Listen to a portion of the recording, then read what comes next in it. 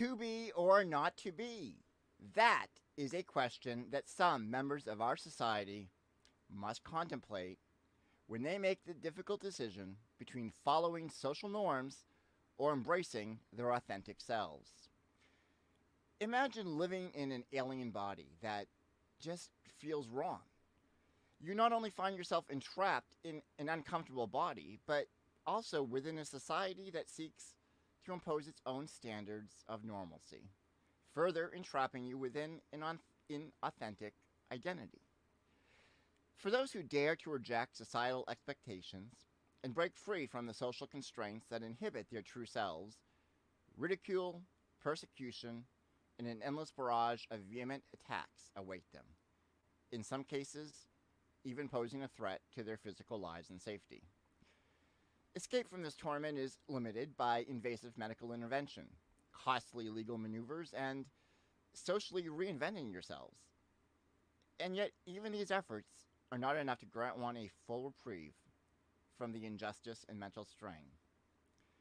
Try as we might, it is impossible to conjure the cognitive wherewithal to even begin to imagine the mental and physical turmoil that transgender people face in their struggles to be their true, authentic selves. We are born in bodies that come with their own markings, whether it's the color of our skin or genitalia. These biological features define our identities in accordance with the social norms that happen to exist within the time, place, and culture that we are a part of. We are expected to conform to these societal norms, adopting the roles and behavioral attributes that our society has conferred upon us.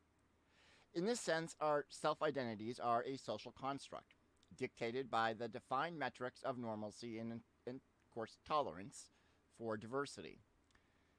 The limits to our identity are imposed upon us by time and place, our culture and our religion, our family, and of course, our class within society. Deviations from these norms and social expectations can subject us to persecution, social inclusion, and in some instances, prosecution and even death. In this modern era of enlightenment, tolerance and acceptance, with new concepts and understandings surrounding gender and sexuality, it can sometimes feel as though there has been an evolutionary shift in our human development, a shift where new categories of sex and gender have suddenly blossomed into existence. Some argue that these new categories have been manufactured, brought about by this surge of tolerance that has convinced or encouraged individuals to embrace these seemingly new constructs of gender and sexuality, as if they're some hip new fad that has become all the rage. The fact of the matter is that non-heteronormative gender roles have existed since ancient times. In The Tale of Two Brothers, dating back some 3,200 years, Bada removes his penis and declares to his wife, "I am a woman just like you." Some Egyptian goddesses are depicted as androgynous. Many Native American tribes had third gender roles before contact. There is even archaeological evidence that trans or third gender individuals existed in California 2,500 years ago at the same rates that these roles now exist among indigenous people in today's modern era. And archaeological and ethnographic evidence suggests that third gender categories may be of great antiquity in North America overall. In colonial America during the 1800s, some individuals began new lives as men and went on to serve in the military, such as Albert Cashier and James Barry. Human sexuality and gender have always been complex and difficult to understand, especially since they are rooted in the sociocultural abstractions that are themselves constantly changing.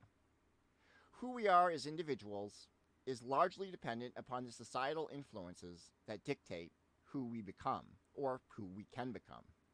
These influences permeate themselves across social systems and institutions that infiltrate our lives and define the metrics by which normalcy and acceptability are measured in any given place and time. Degrees of tolerance and social acceptance are thus always in flux. And when it comes to human development, we need to remember that our framing of normative standards are constrained by the social constructs that dominate our modern culture.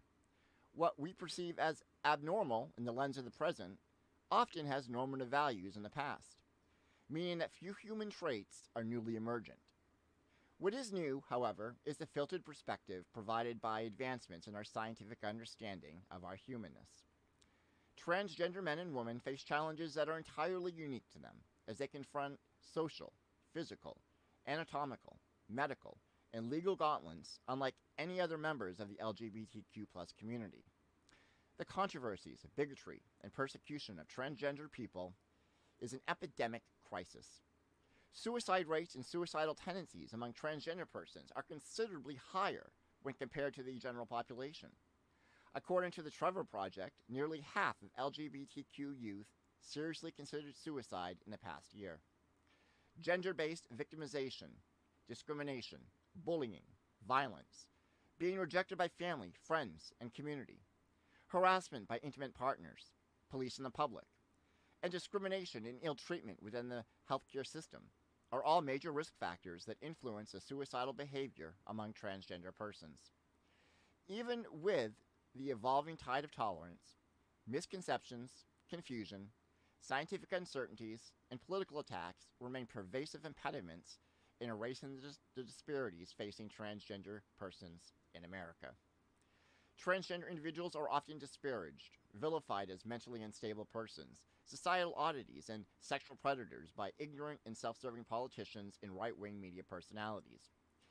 According to the Human Rights Campaign, 2022 is on pace to see more legislation targeting transgender people than any prior year. Overall, more than 300 anti-LGBTQ bills have been proposed in 2022, 140 of which aim to deny medical care to transgender people or impose limits on which bathrooms they can use, while other bills seek to restrict participation in competitive sports. One particular point of contention is that is becoming more prevalent in these legislative efforts stems from the rise of so-called parental rights measures. These would ban any discussion or instruction of gender in schools, even banning books related to gender identity and non-heteronormative sexual orientations from school libraries. To some, even those who consider themselves allies to the LGBTQ community, aspects of these measures might seem reasonable. Sensitive topics of this nature, after all, are too complex for young children and might lead to confusion. Or so goes the argument. On this note, I want to share my own personal struggle with tolerance, to highlight the faulty premise of this idea and illustrate why it is important for children to begin practicing tolerance and empathy, not when they are old enough to understand, but as soon as they start to engage with other human beings and create interactions that can and will make a lasting impact. I happen to know a thing or two about being a social outcast. The entirety of my childhood was spent hiding in the shadows as I desperately attempted to make myself invisible. There was just something about me that differentiated me from the other kids. Now, precisely what that was that made me different, that always managed to escape me. But no matter which school I moved to, the other kids picked up on it like a magnet. My peers would call me a faggot and say I was gay. I had no idea what these names that they were calling me actually meant, and to be honest, I seriously doubt that the kids lobbying them at me had much of an understanding of them. All I knew was that being gay must be bad, a thing deserving of ridicule and social exclusion. No one told me otherwise. Of course, as it turns out, I wasn't gay. But at the time, I had no reason to believe that I wasn't, and no trusted adults telling me that it would even be okay even if I was gay. For me, school became a living nightmare, and I would often suffer intense bouts of physical sickness in the mornings at the very prospect of enduring another hellish day at school. My mother, desperate to ease her son's pain, would frequently allow me to remain home, so much so that social workers were actually called to my house. I felt ashamed and alone, and I had no understanding as to why the other kids found it so difficult to accept me. My experience was never one where I was bullied, but rather an experience of forced isolation and degradation. What made it even more excruciating was that I was one of those kids who loved learning. School should have been a joyous place where I thrived, but instead my grades suffered due to my poor attendance. I avoided participating in class, fearful that a teacher would pierce my shield of invisibility by calling on me. Despite being loved and supported at home by my family, the ostracization by my peers was so great that I attempted suicide on multiple occasions. Eventually, I dropped out of high school and enrolled in the adult education program, where I actually began to flourish. While I was never good with people my own age, I did thrive around adults. I had always dreamed of pursuing my passion and becoming a marine biologist, but the social anxiety and fear, and I just the thought of reliving hell of my early school years, well, that eliminated college as an option. This too was devastating for me. I would go on to attempt suicide several more times as a young adult. Eventually, with the dawn of the internet and online education, I was finally able to pursue higher education, focusing my interest on psychology and sociology, kind of hoping to figure out what was wrong with me so that I could further understand my earlier experiences. The trauma from my childhood has had a lasting impact on my life, and I continue to struggle with social anxiety, low self-esteem, and depression. I've learned how to mask my insecurities and blend into the crowd. Most people who encounter me in public would never even know the depths of my discomfort and anxiety.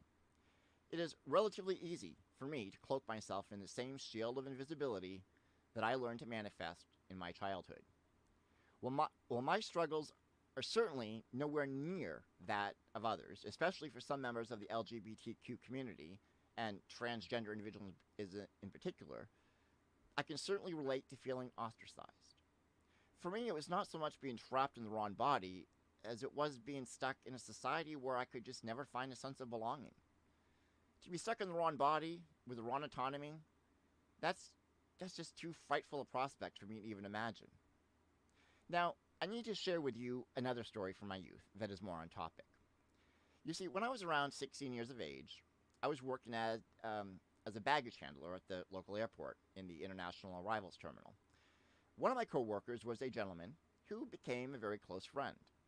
He was a popular employee, everyone respected, and while we would wait for flights to arrive, my coworkers, all of whom were adults, we would gather in the staff lounge and play games. My friend taught me how to play cribbage and told me jokes and mentored me, encouraging me to forget what others thought of me.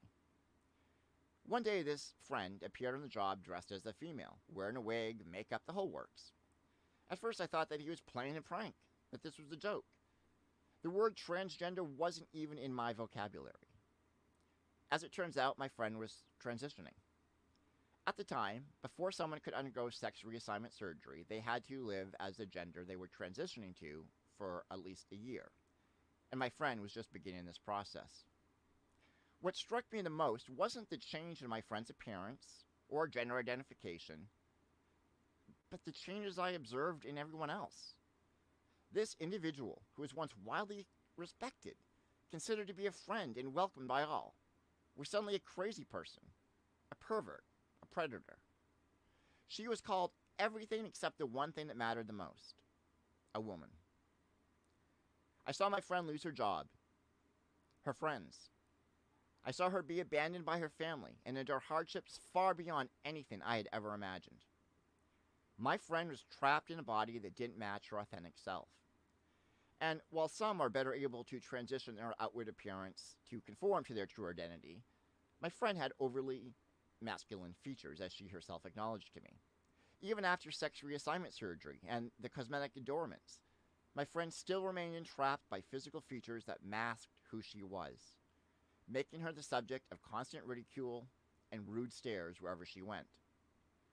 To those who say this was her choice, who in the hell would want to put themselves through such trauma?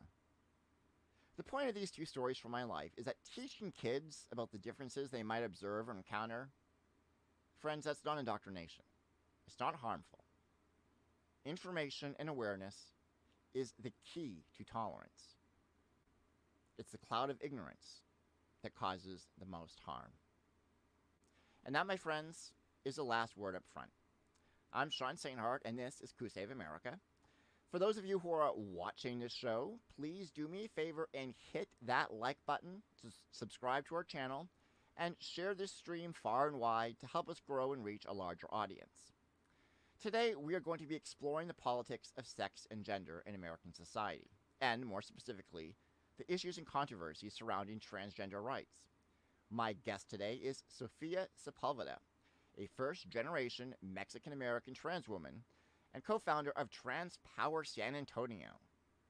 In 2019, Sophia was recognized as one of the 25 most influential women advancing change in San Antonio, who, alongside other activists and organizers in Texas, were able to pass legislation that extended Medicaid for new mothers from 2 to 6 months. She also sits on the board of Healthcare Now, Transgender Education Network of Texas, and Community Advisory Group for Central Med in San Antonio. Sophia is a courageous and inspirational trans activist who is leading the charge for purposeful and systemic social change. Before we delve into today's topic, we're going to be joined by Jesse A. James, an independent candidate running for the House of Representatives against incumbent Pramila Jayapal in Washington State's 7th Congressional District. Jesse joins us right after the break. We'll be right back.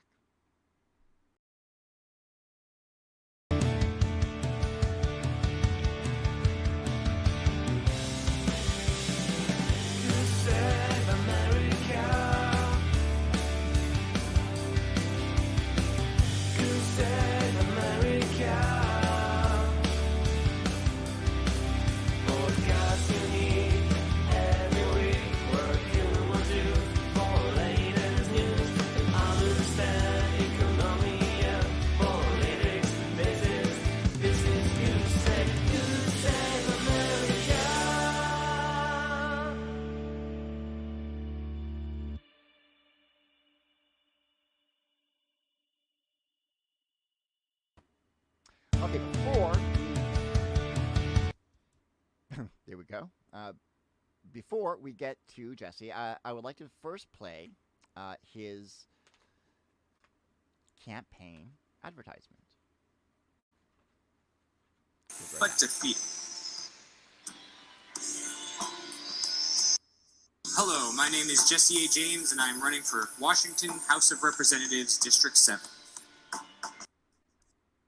I'm just a working-class citizen dismayed by the dissonant state of our political climate and ready to make a positive change in our country. Last year, I ran for Seattle City Council, running against the regressive sweetened beverage tax and the unfair democracy voucher system. While my run wasn't particularly successful, I feel it was the learning experience I needed to bring me to where I am today. I will just say, the Democratic Party has lost touch with the working class of this country. Not only that, but their shift towards a more authoritarian and pro-censorship agenda has not gone unnoticed. This is why I'm running as an independent. I do not think any party should be left unchecked, and since the Republicans are all but irrelevant in this district, let it be an independent to present that challenge. Incumbent Pramila Jayapal showed us all what she truly is made of during the Build Back Better negotiations. Not only did she let the bill completely sit into nothingness, but also gave up all the leverage her caucus had worked so hard for over the years and received absolutely nothing in return. We got absolutely nowhere in holding the current administration accountable for the promises they made during the 2020 presidential campaign. It is also clear she's willing to put professionalism over authenticity, as she turned her back on populist candidate Nina Turner in favor of the corporate and Republican-backed Shontel Brown. These current performance issues lead me to the clear conclusion that if we truly value our democracy and wish to use it to hold disappointing representatives accountable, Pramila Jayapal must not only be challenged, but defeated.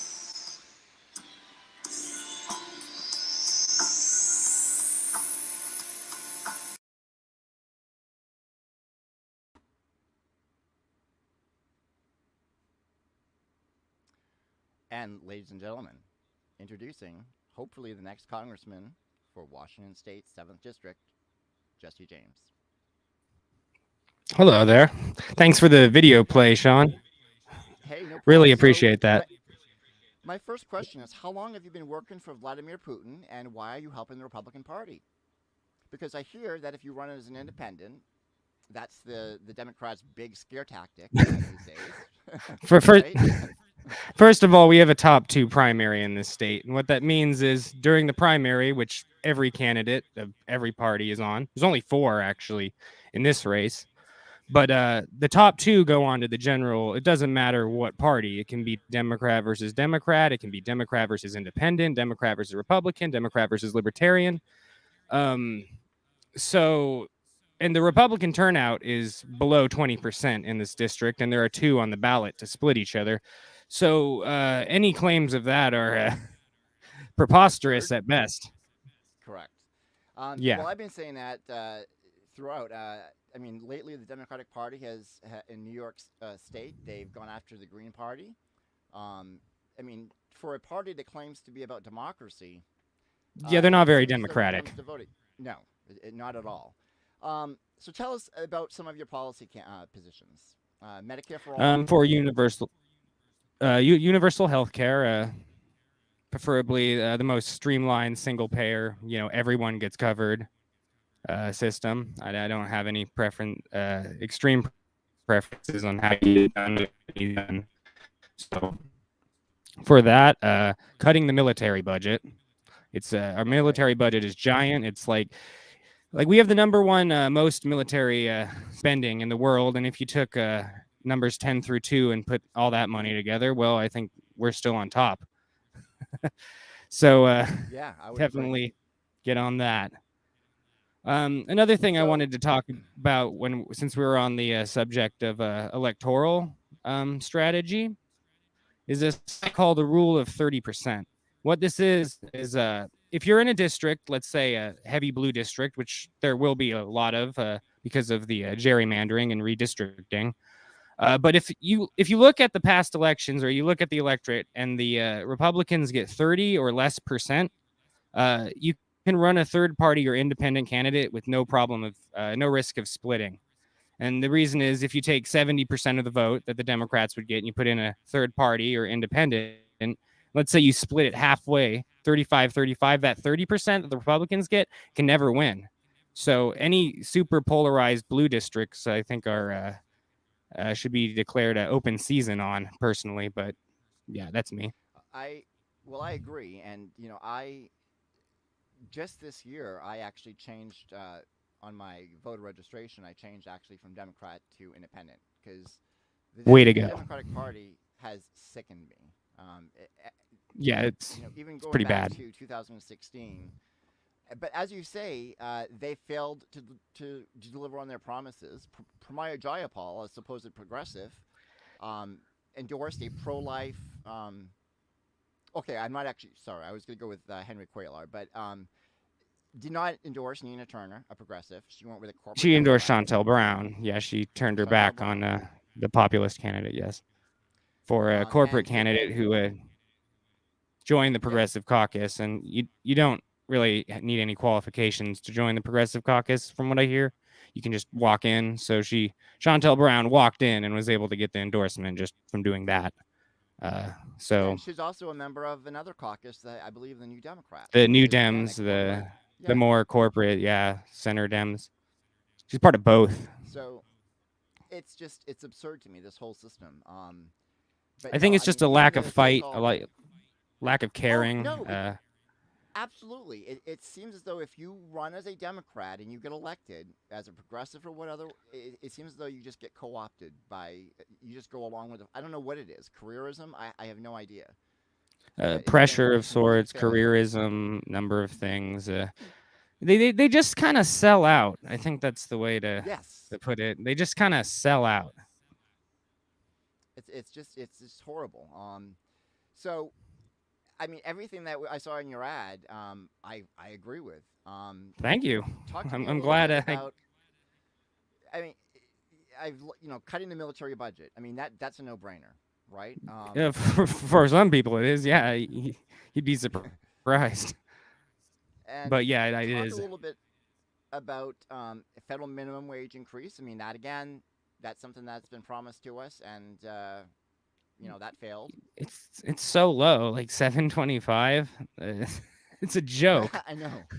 What would you think would be? I mean, I think they were trying for $15 an hour, which I think is even too low, probably. Uh, that's the thing is you put a number there, and by the time you get there, it's not big enough. That seems to be the. So I don't want to put a Yeah. specific number, but we should definitely go about raising it. That's definitely a Now, must. let's talk about the child tax credit. What's your view on that?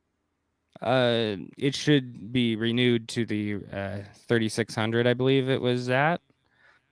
before. I know it got failed to get renewed by the Build Back Better. I support renewing it, pure and simple. Do you think we It's should not make a. that permanent? I do, especially with the economic situation we're in. It seems like a pretty good idea to support children. I'm always for supporting children. Now, the elephant in the room, I guess, is Roe v. Wade being overturned. I'm assuming that Disgraceful. you obviously support codifying that into law. Yeah, I support. How though? Yeah, go ahead. Yeah, how? It seems to me that the real issue here, though, is the Supreme Court itself. Um, Yeah, we need term limits. No more than 10 years, I'd say. I oh wow. also somewhat unrelated. I support making the president probably my most radical policy. I support making the president a nonpartisan office. I support a ranked choice voting primary to get the two candidates. I don't think we should be juggling the court and on top of that, even the president between this, back and forth tug of war party BS. So, yeah, I'm all for reforms and all across the board. Oh, that would be great if we could do that. There's other proposals that I've heard too of even changing. I believe one proposal is taking the presidency and making that a 6-year term with the option of having that extended. So there's a I bunch haven't of heard that. options. It's one of the policies that has been put forth by constitutional revisionists that are seeking to try to make it more democratic. Hmm. But term limits for now, the problem with term limits for the Supreme Court might be there's nothing in the Constitution itself that says how many Supreme Court justices there can be, but they are lifetime Yeah. appointees. So how do we go about changing that? Not legislation or an amendment, I would assume. I'm just not Probably. super enthusiastic about packing because if we pack some Republican gets a president, he packs some. I mean, when does it end? It's kind of Yeah, kind we of just could end fix up the with a system thousand. now. Get What about the idea of rotating judges? oh yeah, I'm down for that. I've heard that proposal. That's a interesting one. I like from it. Okay, so obviously legalizing marijuana and mushrooms too. I hear. Oh yeah, mushrooms should be legal and sold at the store. Perfectly good tax revenue right there. Weed's interesting because being in Washington, it's legal, but the problem, is because of the federal, the federal illegal it means the cash and they store up all this money and it makes them big targets for robbery. One of my mom's bud tenders in Tacoma was actually shot and murdered March Brown shop robbery. So it still is a relevant issue in Washington, I'd argue, and it's something we should definitely get on. Yeah, Yeah, and that definitely is a no-brainer. The weed legalization at this point is a definite no-brainer. and this is something that you would think that they would have been able to push. Well, this whole idea of ever pushing Joe Biden to the left was always absurd to me. To That was never going to happen. Yeah, I mean the man is basically a Republican, and I'm He's sure like he a had things Bush that he era wanted to do with that. Republican. Like, Yes. yeah, he's like Democrat Yeah, George Bush. That's what I've been calling him from the beginning. and but the thing is that a lot of the well, let's not even bother talking about how his son is a drug user and just the disparity between Yeah, the I'd way his son rather is not get treated into all that. and other people. But it is frustrating that the fact that he has a son that is had substance abuse issues, and yet there And are he people won't that are lighten still up in on prison. substance abuse. Yeah, Yes, I mean at the very pretty least, ridiculous. getting some of these people that are in prison, some of them on life sentences for pot. Yeah, it's insane. Nonviolent drug offenders should be freed immediately. Uh, And that's one thing that I thought that they might be able to again because of Biden's son. I thought maybe that's one issue that they might be able to push him on, but apparently not even that. Nope. Um, Well, there's just no fight in the current Democratic Party. That's kind of no. my impression. Is just it's a lot of virtue signaling, a lot of finger pointing, a lot of sneaky BS and whatnot. I'm Well, just yeah, and happy you to be tell an people. independent. Oh. Well, yeah, no, you tell people that you're an independent, but you get accused of, oh, well, are you trying to help Republicans? It's like, actually, no, Yeah, it's called and holding I try people and shut accountable. down those arguments right away. It's illogical and not really going to get us anywhere because it's just not true. So, Well, right, and my argument too is, well, the well, status quo is not going to change either. Voting for the status well, quo constantly. if I do get through this primary, there will be absolutely no argument for that. There won't be a Republican in the general election. It'll be the main goal is Democrat versus independent, and that's looking at this district with how small the Republican support is here. That should be the norm every election. All these heavy blue districts, it should be Democrat versus independent or third party. I'd argue independent. I think a lot of people, no one is against voting independent. That's the thing. Like it's like you say you're Democrat. Oh, he's a Democrat. Oh, he's a Republican. Oh, he's a Libertarian or far left Green Party. Like independent. Um, I could argue could be somewhat of a vote sponge if you really think about it, and especially with how uh disappointing Democrats have been. Even Republicans have been disappointing to their base too. So you never know what kind of votes you're going to get from that. But yeah, the electoral strategy really needs to be rethought a bit. I hear a lot of these old arguments. They don't hold up. They don't really know what they're talking about. And you got to look at each election strategically and, what elections can be won, what elections can we make a difference in. It's, got to come up with a game plan, pure and simple. That's, Now, yeah. what are some of the hurdles that you're up against, especially running against someone like Pramila Jayapal, who's, I mean, I imagine that she's got a good amount of funding and. Well, basically what you said, those common arguments always get in the way. I think people don't take independence that seriously, I think is the main problem. Most of them just that is basically the main problem is it's hard to be taken completely seriously. And like I said, explaining the electoral situation, there's no reason to not take an independent seriously, but we just got to change the mindset on that. I think should be a goal in the future, especially in this district. What would you like to say to people out there that are give us a pitch for people out there as to why we need to have you defeat Pramila Jayapal? Because again, my argument is just that we need change, and we're not getting that change from these so-called progressives. What would you do your first priorities? Um, my first priorities after being elected, Yes. or Um, carve out simple legislation for the child tax credit for.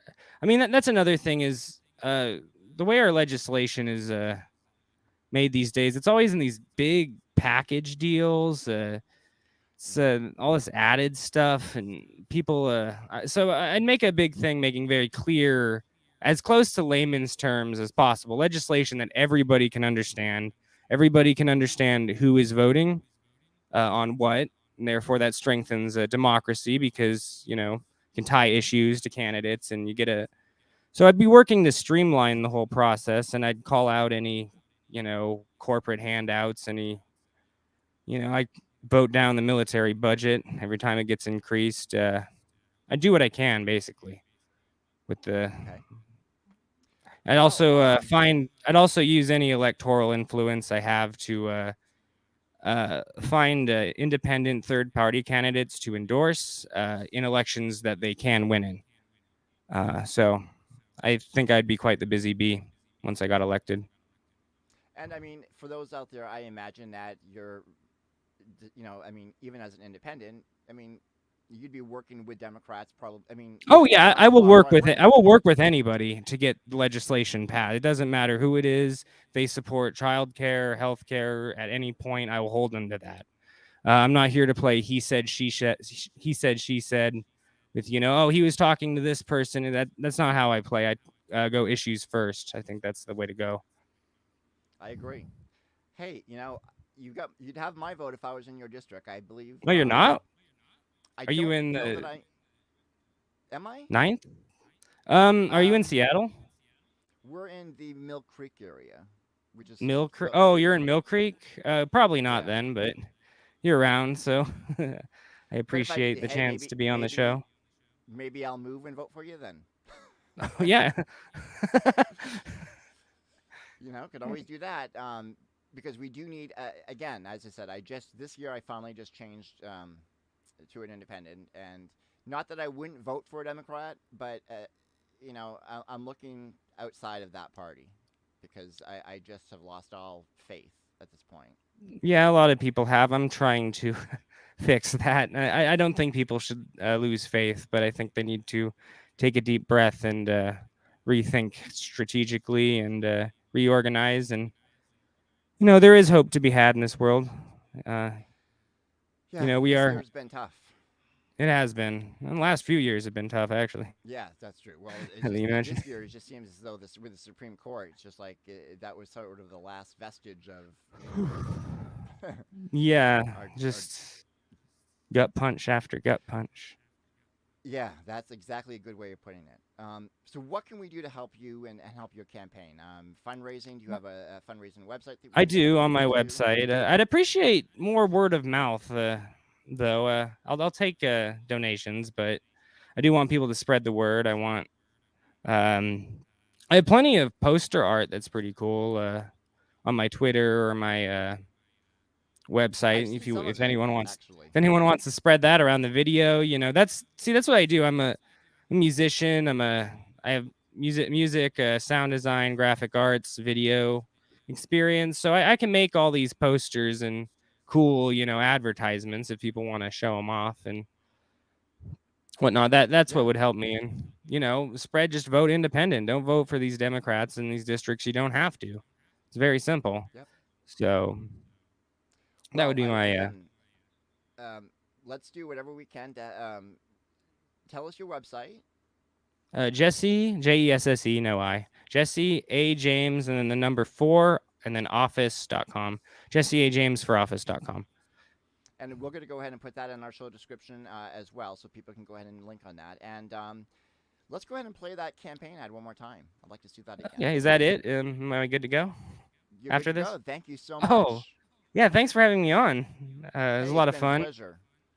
Uh-huh. And best of luck. And again, we really need to get you into office. Now, if you'd like to spend more time with us, I wanted to ask you a little bit about transgender rights. Oh, I support anyone's right to do with their body and persona. Very socially kind of libertarian in that way. You do you. So I support the trans community. Um, I just wanted to ask you a question. Now, you talked about the last year's city council run. Can you talk a little bit about that? Oh, and I also wanted to ask you about these democracy vouchers. Oh yeah, we didn't touch on that. Yeah, I forgot all about that. So do you know about the democracy vouchers program? Is that well? I might be. Is that sort of like the for voting the contributions instead of cash contributions Yeah, and it's vouchers? every Seattle citizen gets like $100 worth of vouchers, basically. Um, they get and they can give it to any local campaign they want, or that's what it says. That's the idea, is to support grassroots movements, grassroots campaigns.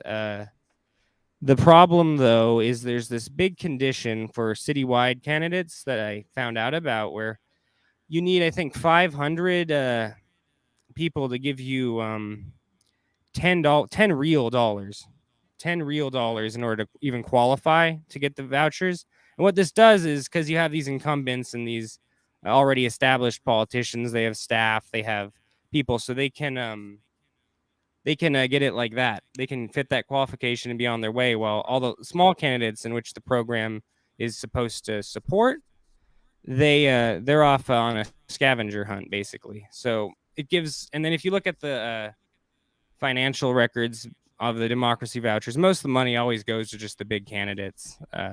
So in my opinion, it was kind of a failure. So I ran to reform it and lessen or get rid of that qualification in order to make it a more even playing field. Yeah, there's always these That's guardrails that they throw up. yeah. They'll put a message. They'll put a a message behind it, and then a slogan, and they act like everything's good, but there's always like something in the fine print, something in that's what really irks me. When they make legislation or programs that have these elitist uh, parts to them that no one knows about, and it's a shame. It kind of goes back to my wanting clear, simple legislation. Yeah. Great. Well, hey, let's play the ad one more time. And thank you Cool. so much for joining us. And we Yeah, it was a definitely want to pleasure. get people to your website. Thank you. As I said, you definitely would have my vote. Oh, well, that's good. That's an honor. Thank you. Thank you very I will much. Okay, we'll be be right back. closing off. And can we play the ad one more time? And then we're going to bring in our guest, Sophia.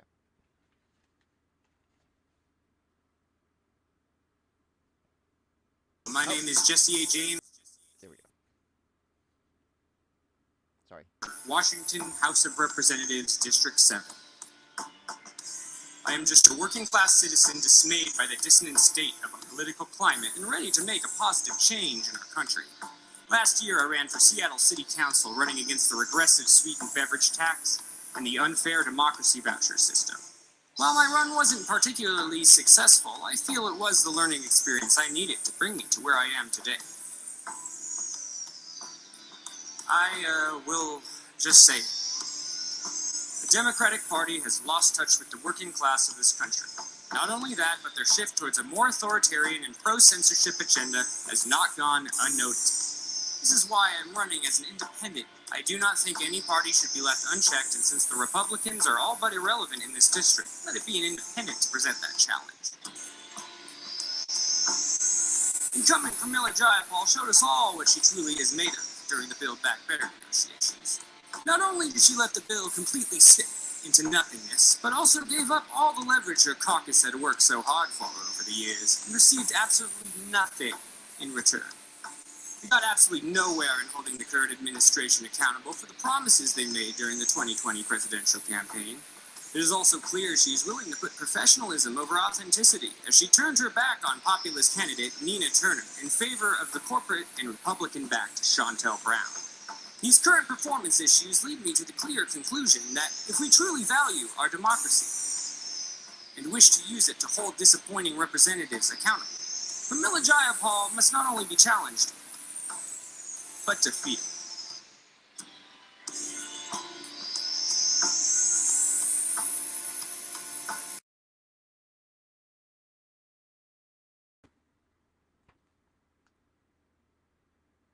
And we are back. Okay, we're going to bring in our special guest, Sophia. As I mentioned, Sophia is a trans activist. She has some amazing accomplishments, and she's coming to us from San Antonio. Hello, Sophia. Thank you so much for joining us. Oh, I can't. I don't think I can.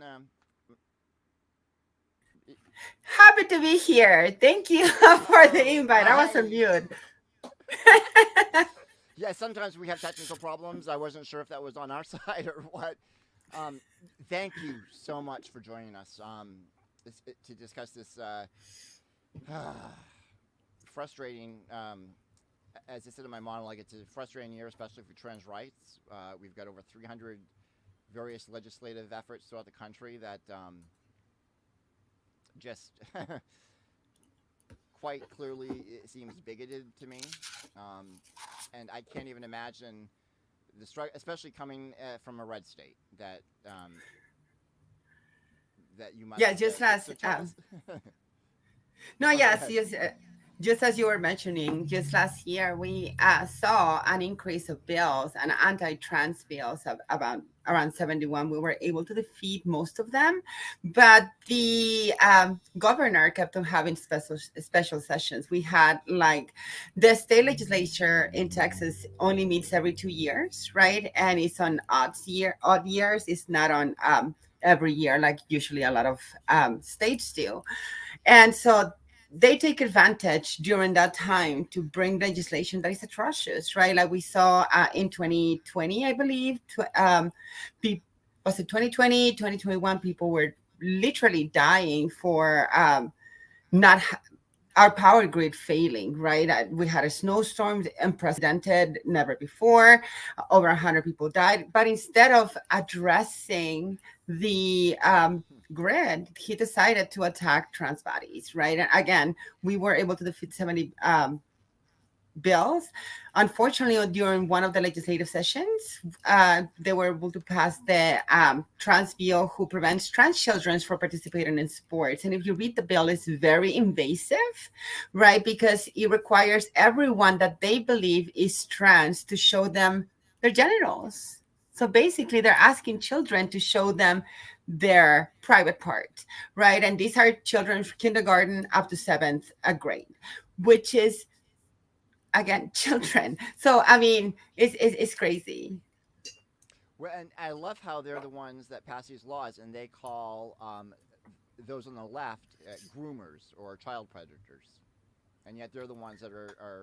I mean, it's utterly just absurd, And I was on another podcast, the Ripper Views, and I was debating a right winger about trans athletes, and to be fair, I'm not at all into sports, so I have no uh, real insights into that. But my feeling is like, why in the hell does it even matter?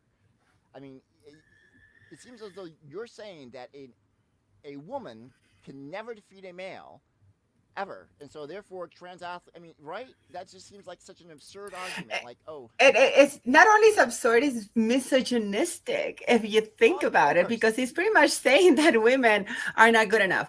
This is, but it's a trap that they're utilizing in order to say like we're attacking women when we in actuality are not attacking women. And in fact, one of the first lawsuits against trans athletes happened because one of the girls said that she didn't have the opportunity to go to college because the trans athlete was able to take away her scholarship.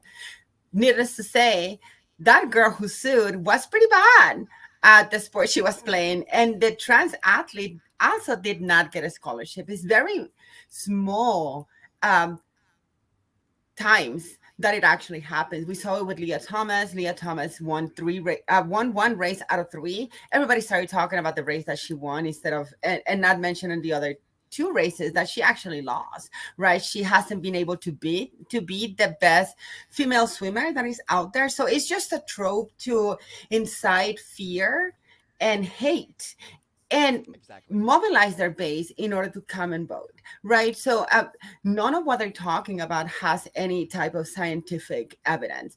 Every trans athlete has to go through rigorous testing to ensure that our testosterone levels are low, that our estrogen is in par with cisgender females, right? So we pose no threat. Not to mention the trope of trans folks have an innate ability over cisgender women just for the fact of being trans or male before. It's the same trope that was utilized not even 10 years ago when they kept on saying black male athletes were better than white athletes because they had the body. Sorry, the body and it's my dog, the body and the predisposition and the athletic ability of to defeat the white man, right? So to me what it started to sound is like a lot of white folks don't want to train hard enough and they're blaming others on their defeat. No, that's exactly what it is, and you know, unfortunately, they seem to have the messaging that just gets their base riled up. um, and I would like to see. It's just frustrating, and because you're seeing, as I said in my monologue, also we're seeing a high rate of suicidality, especially amongst. I mean, in the trans, that's it's the highest group of Mhm. suicide rates, and we're Yes. doing this even with kids. We're seeing this. I mean, and we're literally canceling people out and costing them their lives because we're of this intolerance. Exactly. I mean, if I can talk about personal experience, like you said, Oh, I am a please! I was going trans to ask you. woman. Yeah, I'm a trans woman. I knew who I was since I was 4 years old. So it was never a phase, right? So I never once questioned my gender identity since I was very little. My first memory is me twirling around, wanted to be Wonder Woman because we used to watch Linda Carter in Syndicate in Mexico, right? So to me, that was the epitome of female empowerment, femininity, encouragement, right? Like, so I wanted to be just like her, and I used to get beat up by my parents because they didn't want me to be that kid, right? So I had to endure a lot of abuse when I was growing up, but that didn't change the fact that I knew who I was since I was little. And because I didn't feel the support and have the support system that thankfully we've seen now a lot of kids enjoy from their parents, right?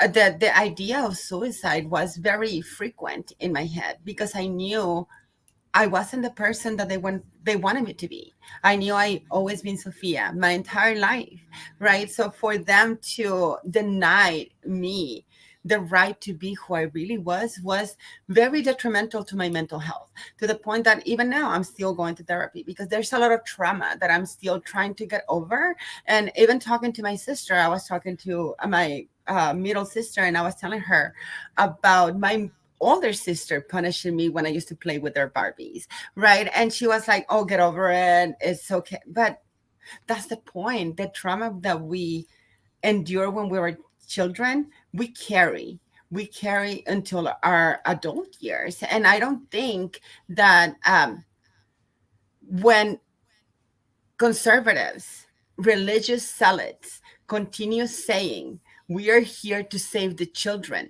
I don't think they understand the damage that they are doing to those children they say they want to save. If they really wanted to save their children, they will protect them. They will ensure that they are able to be who they are. Like you said, we have the highest suicide rate from any community, the trans community, and it usually happens during our developing years, from 10 years old to 18 years old, right? Those years are critical. And if we are not protecting our children, especially our trans children, and allowing them to be who they are, and the misinformation, finding the misinformation that is happening right now, right? We've seen saying that children are getting gender confirmation surgeries. And I'm like, right. no child in Texas under the age of 18 years old ever gets gender confirmation surgery. Not one child, right? And the way that we are ensuring we are supporting our kids and we are allowing them to be who they are, and we are providing them with the gender care that they need, especially when they're little, is by respecting them, their pronouns, the name that they identify, that their preferred name, or their real name, not their preferred name. My real name is Sophia, right? So it's calling them by their preferred name, calling them by the right pronouns, letting them dress the way they want to dress, right? And I think it's time that we stop saying this toy is for boys and this toy is for girls, when at the end of the Yes. day, how many children who grew up to be cisgender, heterosexual, wanted to play with my tiny oven, and now they're like big time bakers, right? So not everything is dual, not everything falls on the binary that we as a society is still trying to hold on to. We need to ensure that we are really protecting our children by allowing them to be who they are. And even I've got a lot of friends that are on the left that look at like this the so-called "Don't Say Gay" bill in Florida, and they're like, well. I agree with that. Why is that an issue? And I'm like, because it's not so much that you're teaching children about sex as what you think it is. It's you're teaching kids about what they're liable to encounter in our society, their classmates. You're teaching them about the differences that exist out there. It's not this whole idea that you're indoctrinating them or that subjects are too complicated. No, you're protecting children from intolerance by helping kids to understand.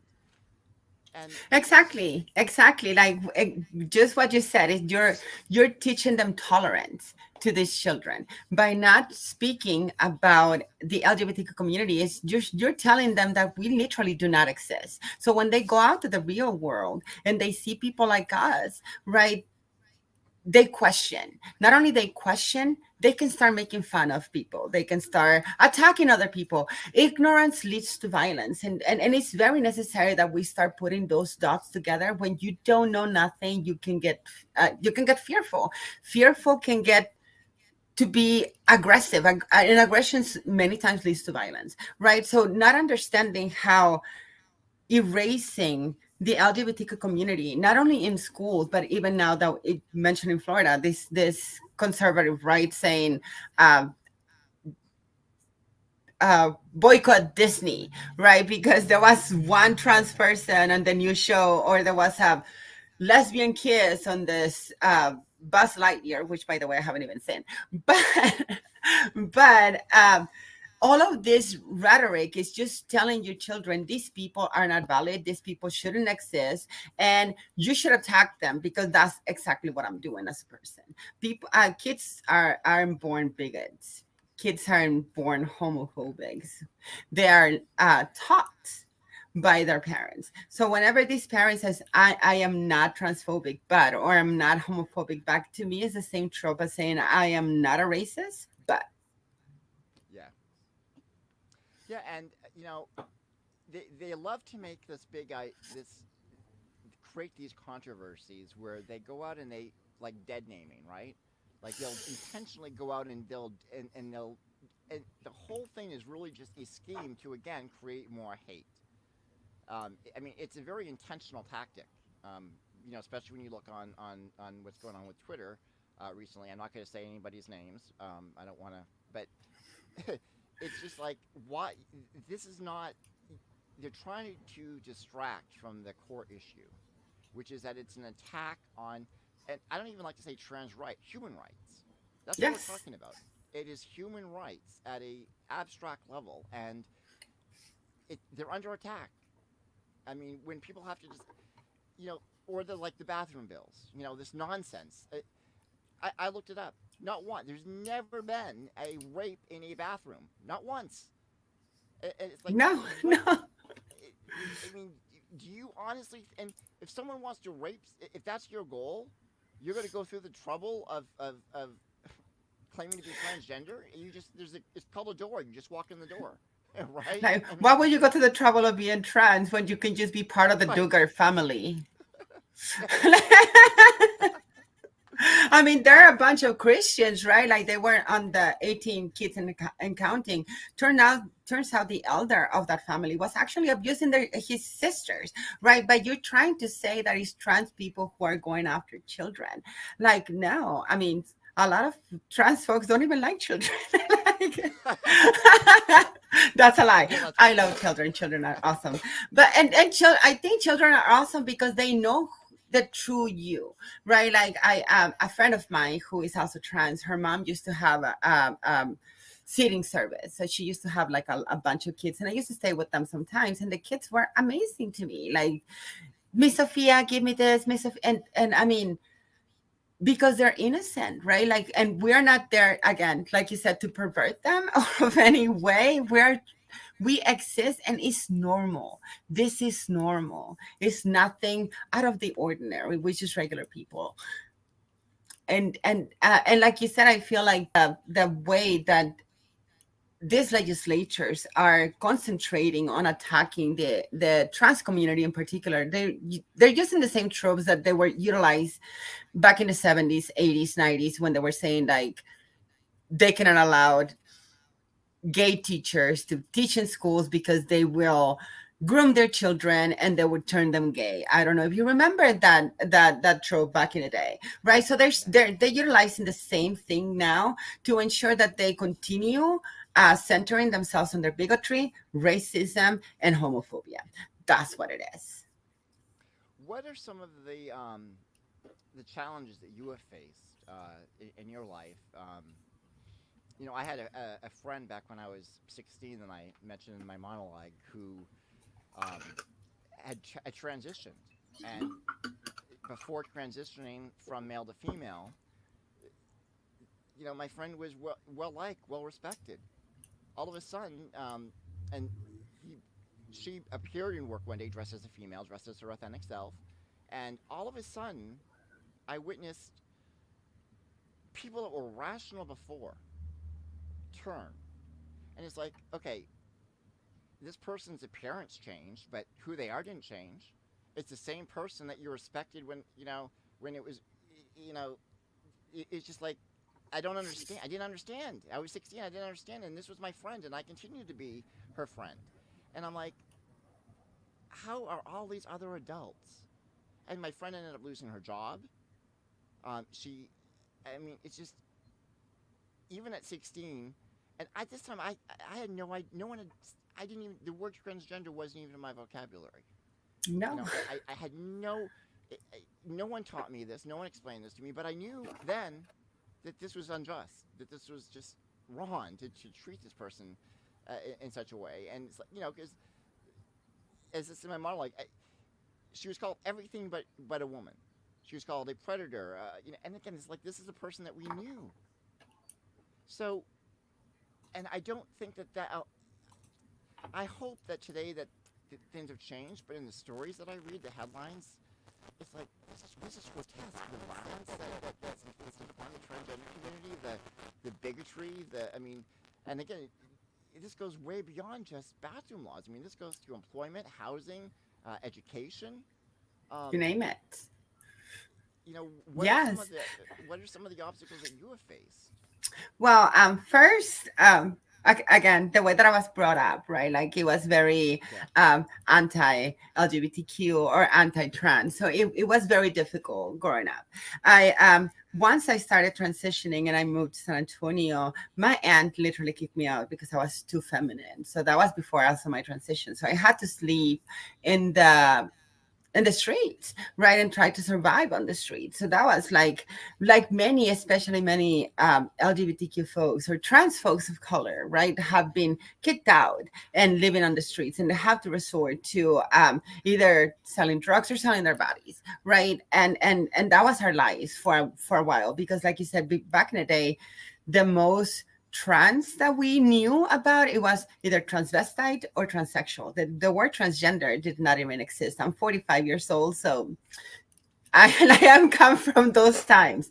And so it was during my experience, however, was a little bit um, different, I like to say, especially because, I mean, thankfully, I never looked manly or masculine at all. Even growing up, my voice never changed, my face never changed, and it got more feminine. So my way of navigating the world was a lot easier, and particularly before my me working as an not even working as before me organizing.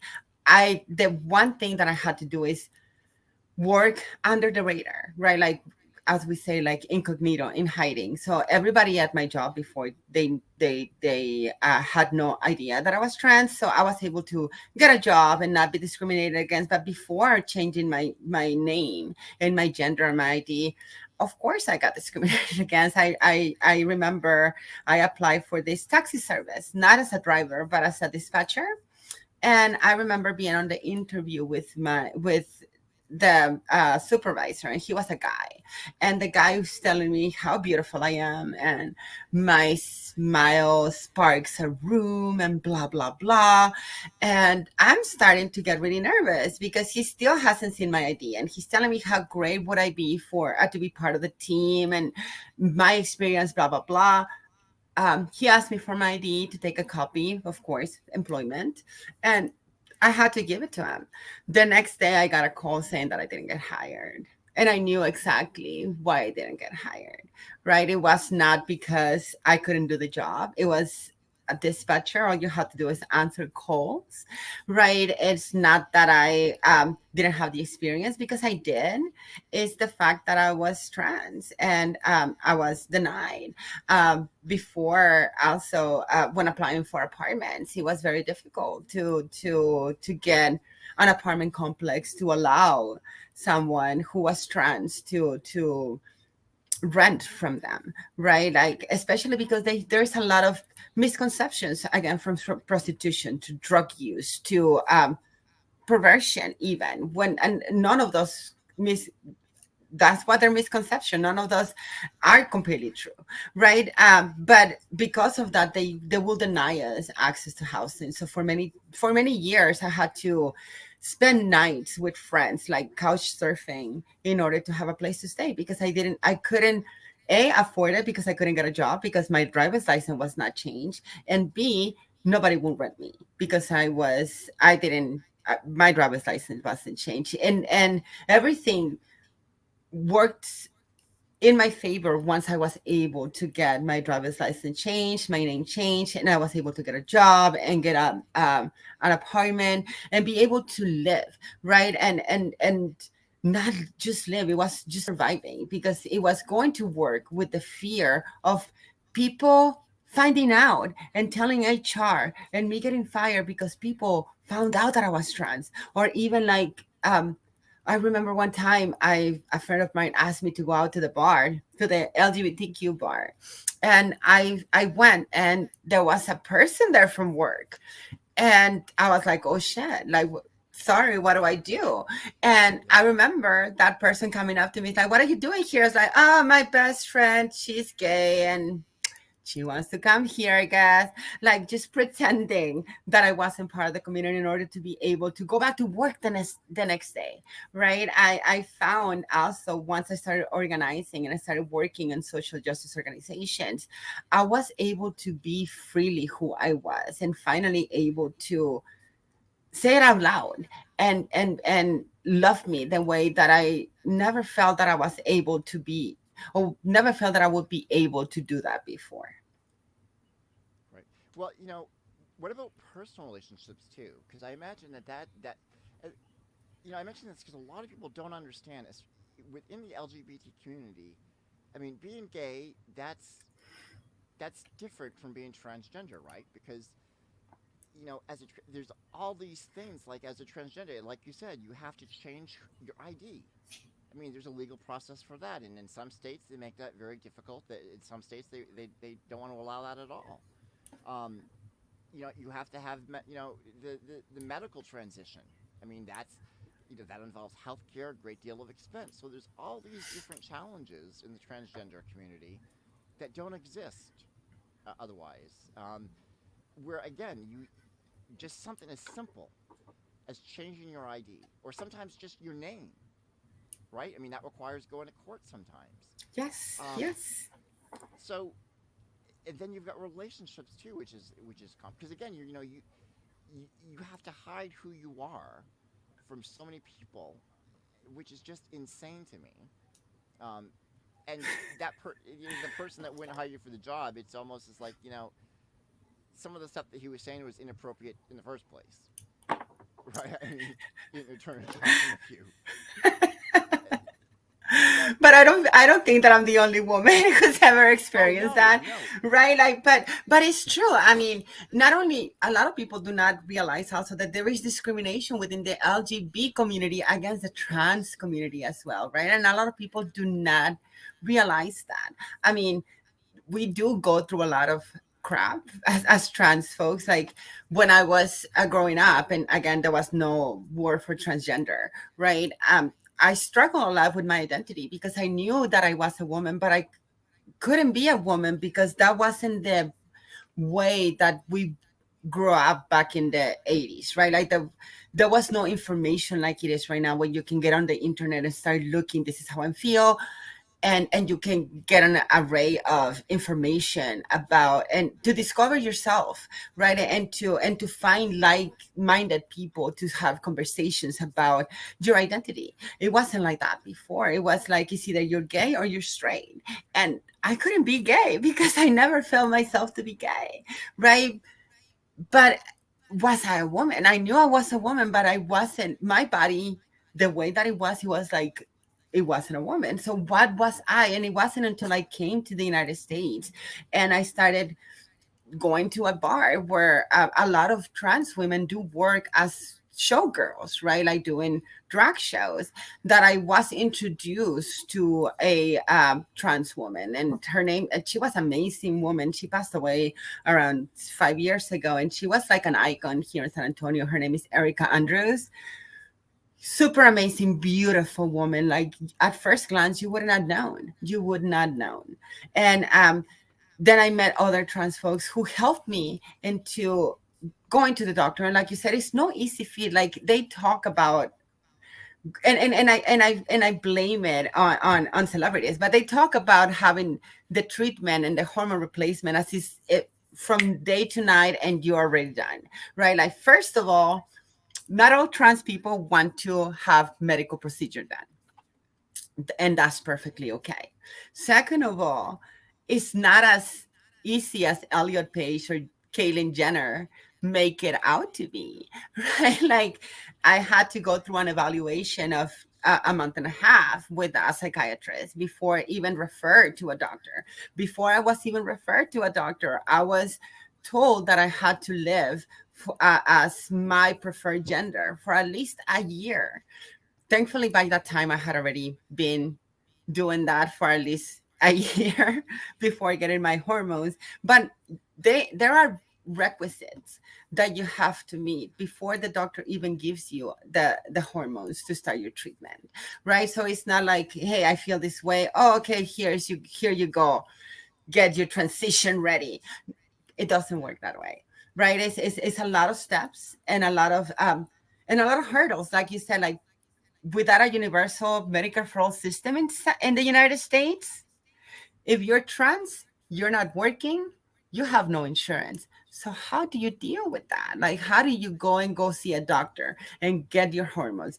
I mean, you can go through the local indigenous healthcare system, which is like the county benefit for low income folks, or you can just go through the black market, which many times we did, right? We go to Mexico, buy hormones, come back, and also sell them because we needed money. So let's sell these hormones while injecting ourselves of hormones, which we didn't know what the hell they were doing to our bodies. Yeah. So, I mean, it is really difficult. And talking about the LGBT community being also sometimes very trans. I mean, there were many times that I was going to the bar and a lesbian girl would tell me, "What the fuck are you doing in a girl's bathroom? You're a man. Get out of here."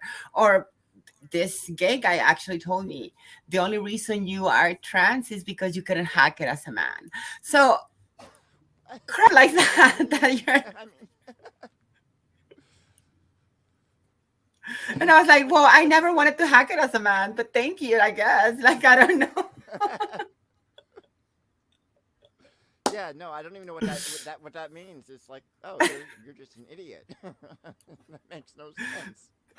Pretty much. But so that kind of goes back to relationships being difficult too, right? Because as you said, you're not gay. That wasn't what you were. You know. So how do you? I just imagine that there's got to be so many complications with relationships that I mean I'm just going in my head just thinking all of these struggles, and yet you got other people like, oh, it's not a thing. It's just it's a choice that they're making. It's like no one is going to choose all of this emotional and physical pain thrust upon them, right? I mean, Yeah. every single aspect of life is just that much more complicated. You have no idea how many times I laid in bed thinking about my friendships. And we're not even talking about boyfriends, right? Like just friendships. And thinking, if I tell them that I'm trans, will they see me the same way they saw me just yesterday or just today? Will they see me as a woman? Will they see me as their peers? Right? And it's a constant struggle because you don't know, and in a way you know that they like you because of the person that you are, which is a woman, but would they like you the same if they knew that you were trans? And it was a constant battle. And so it was very hard for me to really cultivate those relationships because I knew that if we got closer as friends, eventually they were gonna know and they were gonna find out. And what's preventing them from telling others about me or telling my job? So it can get very lonely, right? And like you said, I mean, if it was a choice, I definitely wouldn't have chosen to be trans. I would have chosen to be born and a cis het and not worry about anything. But I mean, from bullying to being denied jobs to being denied healthcare, because even healthcare is being denied, like some insurance. I mean, thankfully, the President Obama actually did an executive order for the Affordable Care Act, saying that no insurance through the ACA could deny access to trans care, right? And it's the same way with Medicare. But if you're working through a job who happens to be a very bigoted job, you cannot get access to trans health, right? Like before even changing my gender on my ID, and I had just changed my name, I had to put in my insurance that I was female in order to get hormones, because otherwise they would have denied me the hormones. And the way that we did it is my doctor had to say that I had hysterectomy and I needed hormones for my body. So like there is a lot of hurdles that we have to go through, like from medical to relationships, and when it comes to dating, oh my god, Jesus is the worst. Like I have a partner, I've been with him for going on 12 years now, but I met him online. I actually met him on a dating site. And when I started organizing and I started making a lot of noise in my organizing career, I guess you would say, one newspaper wanted to make an article out of me, and I then realized that if I was going to talk about to a newspaper about my life, I would have to be completely honest. I couldn't organize and just continue lying, and I had to tell my boyfriend, "Are you okay with that?" So being trans, like you said, is not the same as being gay. Being gay, you usually can tell, or you just come out, or whatever. Being trans, you have to come out basically on a daily basis. On a daily basis. Yeah. And once, like the article that was written about me, I was saying that I was trans. I remember going to a meeting and people there were like, "Oh my God, I had no idea, Sophia," as if I was intentionally hiding who I was. To me, like before I was able to say out loud and proudly that I'm trans, to me it's like, unless I am sleeping with you, you should not know what the hell is going on between my legs. You and I are not intimate. There is no reason for you to know. So to me, disclosing my transness to other folks was not a big deal, because to me it's like, I am a woman first, I am a Latina second, and I am a trans woman third, right? So understanding that transgender is just a small part of one's identity, I think it will help a lot of people to better understand what we go through. Well, and a lot of people do not seem to understand the difference between sex and gender. Hmm. And that it's like that totally, gender is a social construct. Has got nothing to do with genitalia. Um, and it's just, this is where we need that education in schools, comprehensive sex education that talks about the difference between sex and gender and talks about relationship issues and talks about the whole spectrum of things that kids going through puberty, right? And even before puberty. I mean, these are such important issues that we're not talking about, and the level of ignorance surrounding this, often, I mean, especially when you hear some of the politicians speak about it, um, it's just like, did, did they really just say that? You know, It's, and it's, it's ignorance compiled with the willingness to create crisis when there is none in order to, again, mobilize the base. That's the only purpose, right? They don't care about who's uh, they're damaging. They don't care about who they're hurting. yeah, They care about the votes and staying in power. And the best way to do that is to scare a population that is already ignorant, because we are slashing education. We are not preventing them from learning. Even before in Texas, it was mostly about abstinence, right before the yes, whole let's not talk about LGBTQ issues. I mean, the legislative session is already saying that they're gonna present the "Don't Say Gay" bill here in Texas.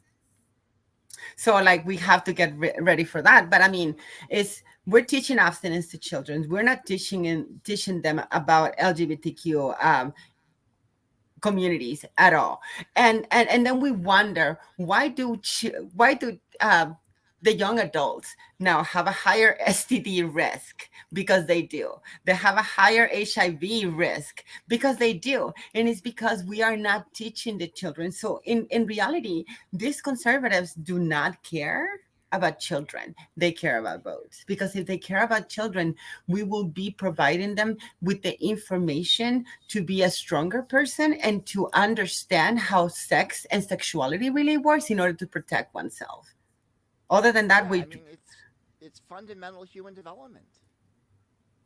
I yes, mean, yes, there's nothing to be ashamed of or hide. I mean, and the idea that kids are just, oh, they're too young to understand. No, they're not. I mean, like you said, you knew at 4 years old. yes, yes, yes. I mean, and you hear these things over and over again. You know, whether it's, hey, I knew I was gay when I was, 4 or 5. Um, I knew I was trans. I mean, so it just seems to me that there is a need at the youngest age, and unfortunately, a lot of parents. I mean, I can't even imagine what it must be like to be a parent of a child, right? Because especially a child that's either transgender or gay, because the fear. I mean, the fear of them being bullied, the fear of. I mean, there are people that are still being killed today in this country, for being gay or transgender. I mean, the danger is so great, and I would like to think that we could education would make us more tolerant. But I think that there's just some level of as you say, there's certainly the politics of it, but there's also just there seems like some people just have a need to hate. There needs to be a constant crisis at play, and transgender people make it's very convenient because it kind of checks all Yeah, of their especially boxes. because I mean, and we're gonna see the boogeyman, right? Not just within trans community. I mean, we saw it with when Trump walk down those stairs when he says like Mexicans are rapists and they bring in drugs and they're not bringing their best. So it's racist tropes with homophobic tropes what get these people elected, right? I mean, even during the January 6th insurrection, there was a transgender woman in there, and she was a white trans woman. But to me, like again, her identity at that moment wasn't trans; it was white that brought Oh yeah, her to there, right? So under and seeing, I was listening to this podcast about they're interviewing a lot of folks who were part of the coup, and one of the ladies whose husband is in jail is like, oh, he's very good friends with Justice and he's not transphobic, and it's like, but why is he not, right? Like probably because they have the same hate towards others that they share, and their hate. her story was she only started getting engaged with the radical right because nobody will hire her because she was trans, and she will lose jobs because she was trans. And instead of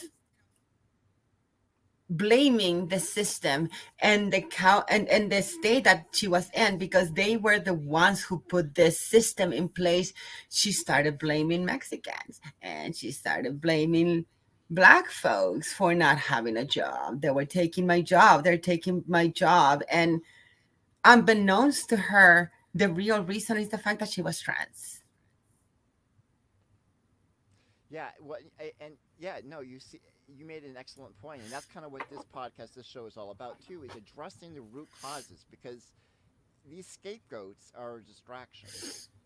Oh, the loss of jobs, or I mean, these are tropes that you see over and over, and they're to distract people from the fact that we have a system that is unjust at its core, and a lot of people are hurting, and it's easy for a politician to say, hey, it's these people over here that's causing your pain. It's not me. It's not the system that we're benefiting from.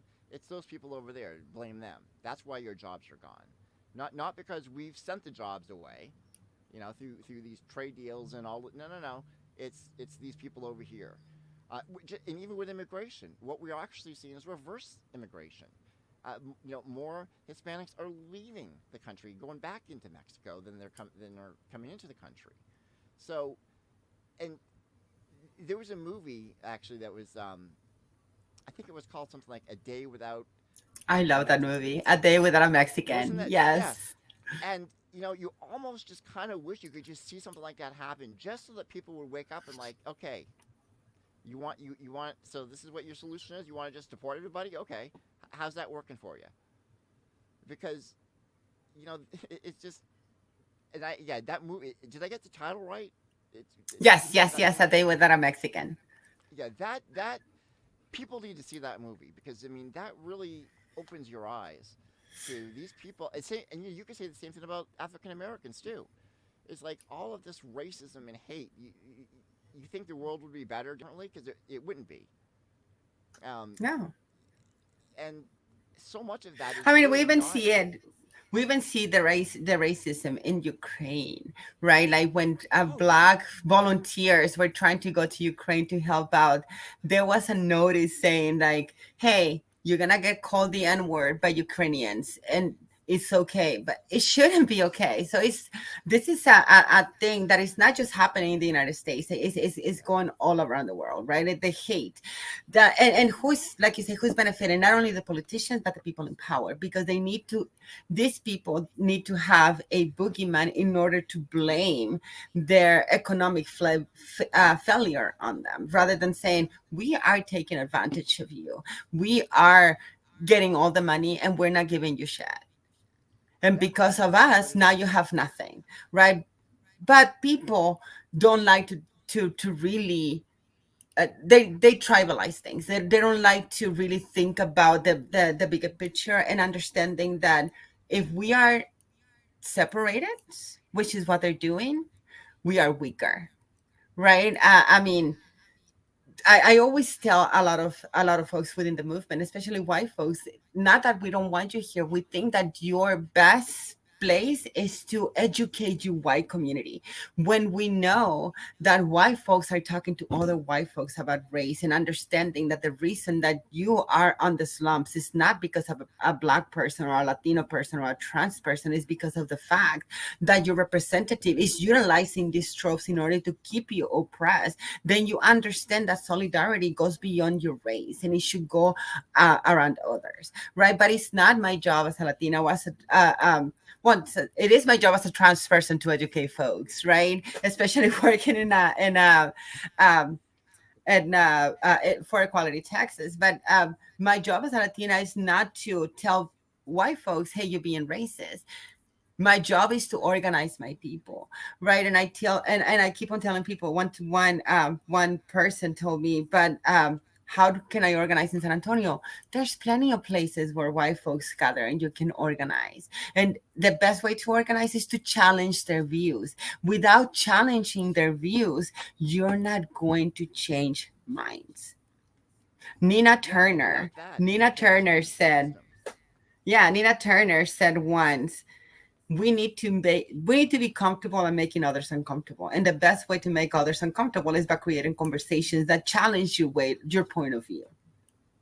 Yeah, and asking questions that you might be afraid to ask. I mean, these are difficult topics, and I'm sure that I have no. I admit I'm ignorant of a lot of things, right? I mean, the difference is being willing to learn and being willing to say, oh, you know what? Yeah, I can see how that's not that way of thinking isn't correct. That's how we learn and grow as humans. And I think the greatest thing about being human is I love making mistakes, right? Because that gives me an opportunity to learn something. And there's no shame in that, and I think for a lot of people too, I think, like, especially with like racism, you see a lot of people. I've watched a few documentaries where people have come from like groups like the KKK and whatever, and the biggest barrier to them is just being able to admit, yeah, that was wrong, and on the other side is there's a lack of willingness to be able to kind of forgive and like, oh, okay, you've changed, to embrace people's growing. Um, yeah, you may have been, you know, what you did in the past. Yeah, that was problematic. That was wrong. But hey, if you're willing to change, if you're willing to become tolerant, come on over, right? But Yeah, we seem to have this barrier on both sides here that we need to break down, and do exactly, we need to be exactly. uncomfortable? And but we also have to challenge when the right keeps on saying, if you're not tolerant by intolerance, then you're also intolerant, Right. right? Like, no, I am not gonna allow to reduce me to nothing just to be tolerant of your intolerance, because that's not how it works, right? So we need to stop giving people passes that are being racist, bigots, homophobics, and transphobics. We need to challenge them instead of saying, like, well, he's my friend. No, like, you don't change minds by allowing them to continue being on the wrong, right? And staying quiet when they say, well, you're not that tolerant, are you? Well, I am tolerant. That's what makes me different. But let's make sure that you're getting to the same place that I'm in. And why are you, or why do you have those thoughts against this community?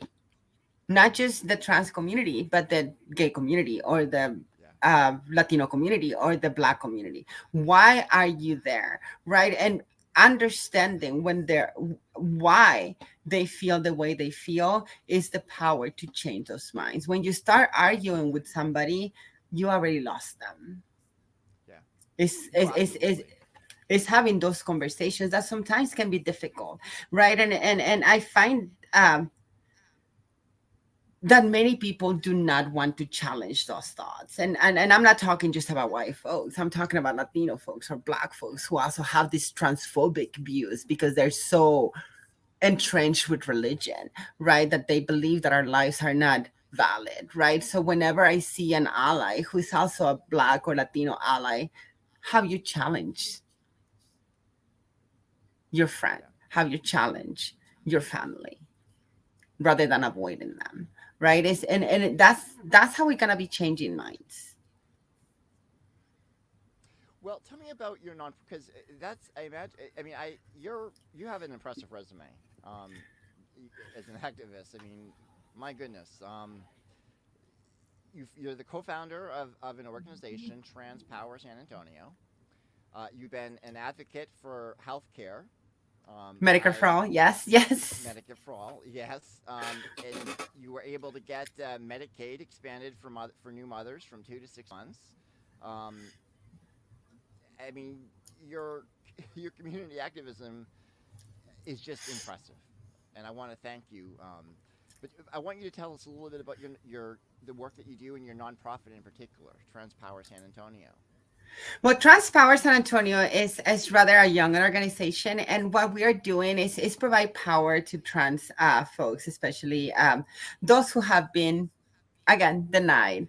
And right now it's a very small organization. So what we're doing is just like a second chance at prom, so trans folks can feel themselves to be Oh, that's empowered wonderful. to be in prom, right? And everyone is open. My actual job is with the Equality Texas. Oh, yes. I yes.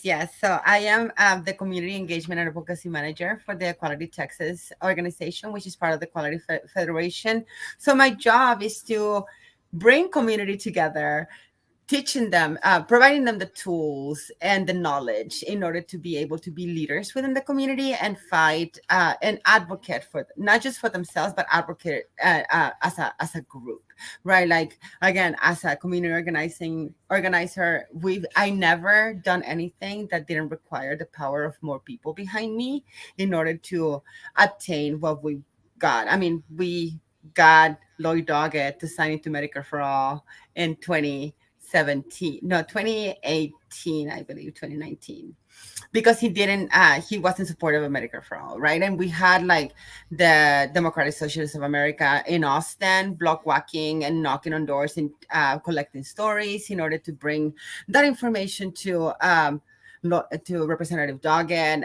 We did it here in San Antonio with our revolution. I don't know if you remember our revolution, the group from Bernie Sanders, Text Organizing Project, and so my job is to really bring community and talk to them and providing them with the knowledge and the tools, not only about advocating, but how really the system works. Because a lot of times people are angry, and like we were talking earlier, they're angry, but they don't know who they're angry at. They are angry at Black folks, they're angry at Latino folks, they're angry at the LGBTQ community. It is my job to tell them, you have a right to be angry.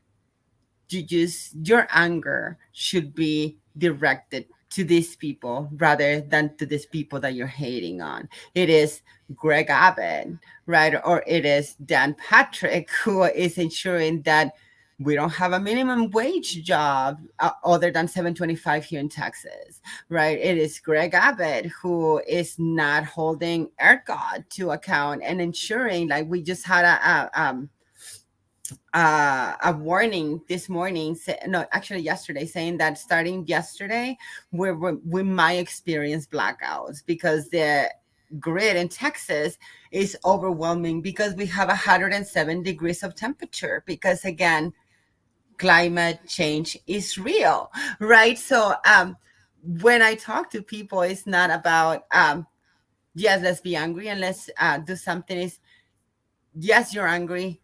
This is the reason you should be angry. Let's do something about it. And I think a lot. It's easy for us to even kind of no, and there are differences, obviously, in states like Texas. Like I'm in Washington, which is what we would call a blue state. But I think it's easy for people to just see all of Texas as red, right? So there's no hope in Texas because it's all, or all states are, everything is perfect in blue states, and and that's just not how it is. And no, I again, just being trans in Texas, one might think, oh, but Texas has got a lot of progressive areas in it, right? A lot of blue Texas, areas in it. they always say Texas is a red state. The truth is, Texas is a non-voting state. Only 35% of people vote. And when it comes to local elections, it's the worst. Like, and our mayoral election got only 12% of the vote of San Antonio.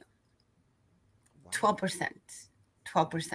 So it's not that Texas is, we, when I was working with Texas Organizing Project, they were able to do a survey in three of the biggest cities in Texas: San Antonio, Houston, Texas, and Dallas, Texas. Dallas being one of the most conservative, quote unquote, cities in Texas, right?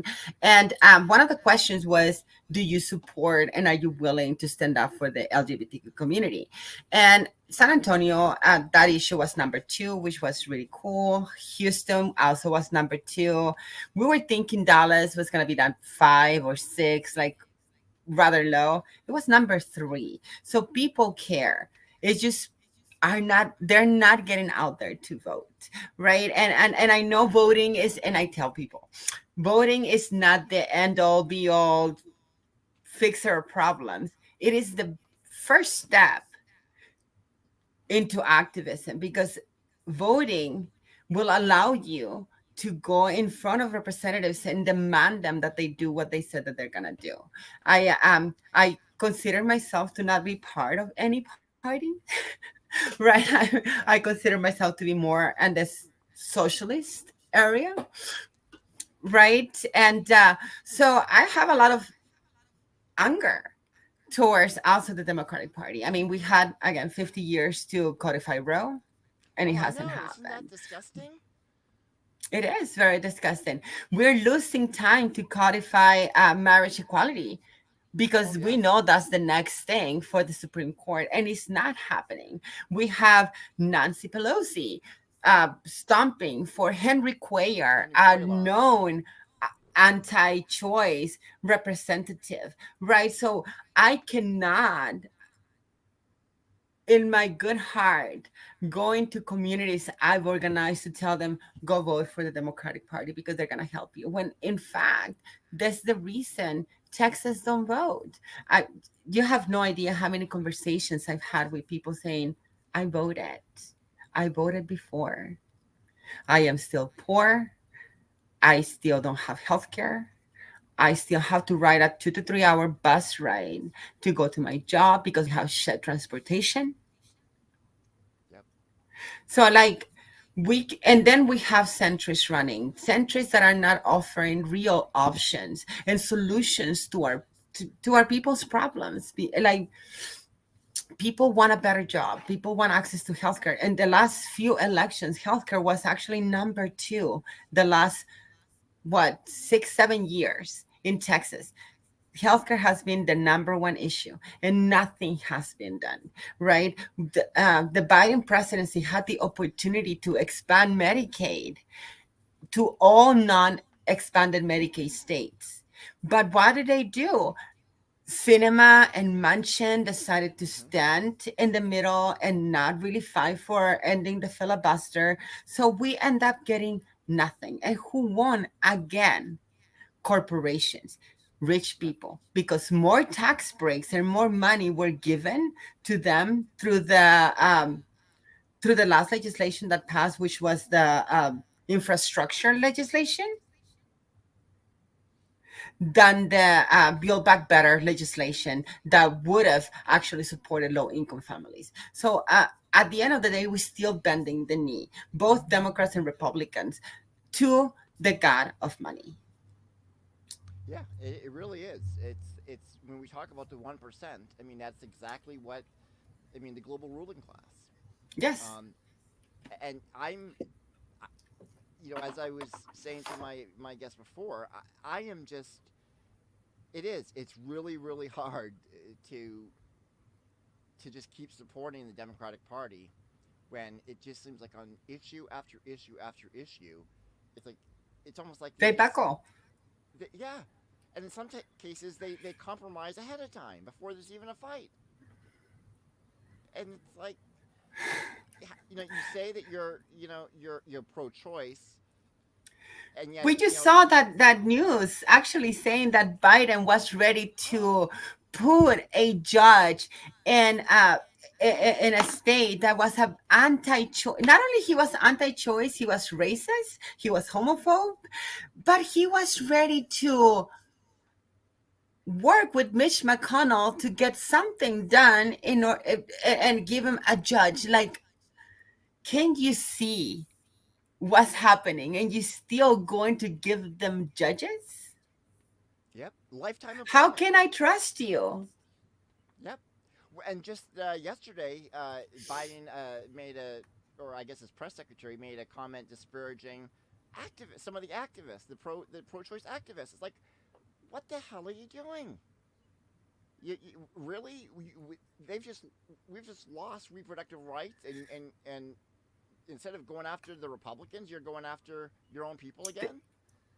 But they much rather protect the Supreme Court justices. I mean, they mobilized rather Yes. quickly once Roe versus Wade was actually struck down. They mobilized really quickly to protect these people, right? Like, Yep. there is really no checks and balances because the same party that is saying that is fighting for me is the same party that is putting things on the books to protect the people who are oppressing me. So, kind of like I told this judge who unfortunately won here in San Antonio, we were fighting for this thing, basic leave. not the state, basic leave. So we were fighting here in San Antonio for basic leave, and we won it, right? Unfortunately, Texas has this law where it's a preemption law that no other city or county can pass an increase on wages because it's against the Texas law. Well, the way that we crafted the bill, once it passed, we were able to gather 174,000 signatures, which is over the double of signatures that it needed, right? So once it passed, we started working with the city in order to take it away from minimum wage job, or not minimum wage, the wage conversation, and really bring it into public health. So the basic leave was for a bigger company, you will get 8 days a year for basic leave paid for by the company. For smaller companies, like 50 employees or less, is 6 days, which is reasonable. Reasonable. We're not asking for 3 months off, right?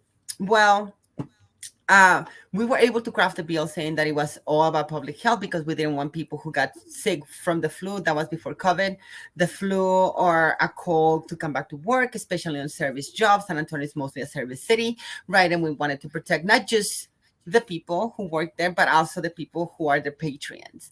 Well, this judge, who claims to be a family judge and is a Democrat, he struck down the legislation. And when we confronted him, he actually said, "Is I was just upholding the law." To what I replied, things, atrocities against people of color, low income communities, minorities, have been done under the premise of I was doing my job and I was upholding the law. So at one point, you stop being in my side and you start becoming the oppressor, and you, sir, are our oppressor. They escorted me out after. Right, that freedom that they keep talking about, the freedom to escort you out when you say something is, Yes. but if you're a Supreme Court justice, you can take away rights, and you're expected to have privacy during a steak dinner. I- oh my God, I was laughing when I saw that. I'm like, you're making our lives hell. It's our time to make your life hell. Yeah, it's time to make you uncomfortable. Exactly. And it was just funny too that they had to escort him into a back alley, and it's just like how fucking fitting is that, right? You have to escape to a back. I mean, the whole thing was just like, yeah, there's irony there. Um, Big no, it, time. yeah, it is. It's just really frustrating because, as you say, you elect people, and again, the whole premise of the law, they treat this as though it's like some sort of absolutist thing. The law changes. We don't need to be, or the originalist, the constitutionalist. You know what? It's a piece of paper with words on it, written by a bunch of men who had slaves who are morally bankrupt in many ways. I think that we can evolve our society beyond the confines of what these people, originally said, and still have a country, right?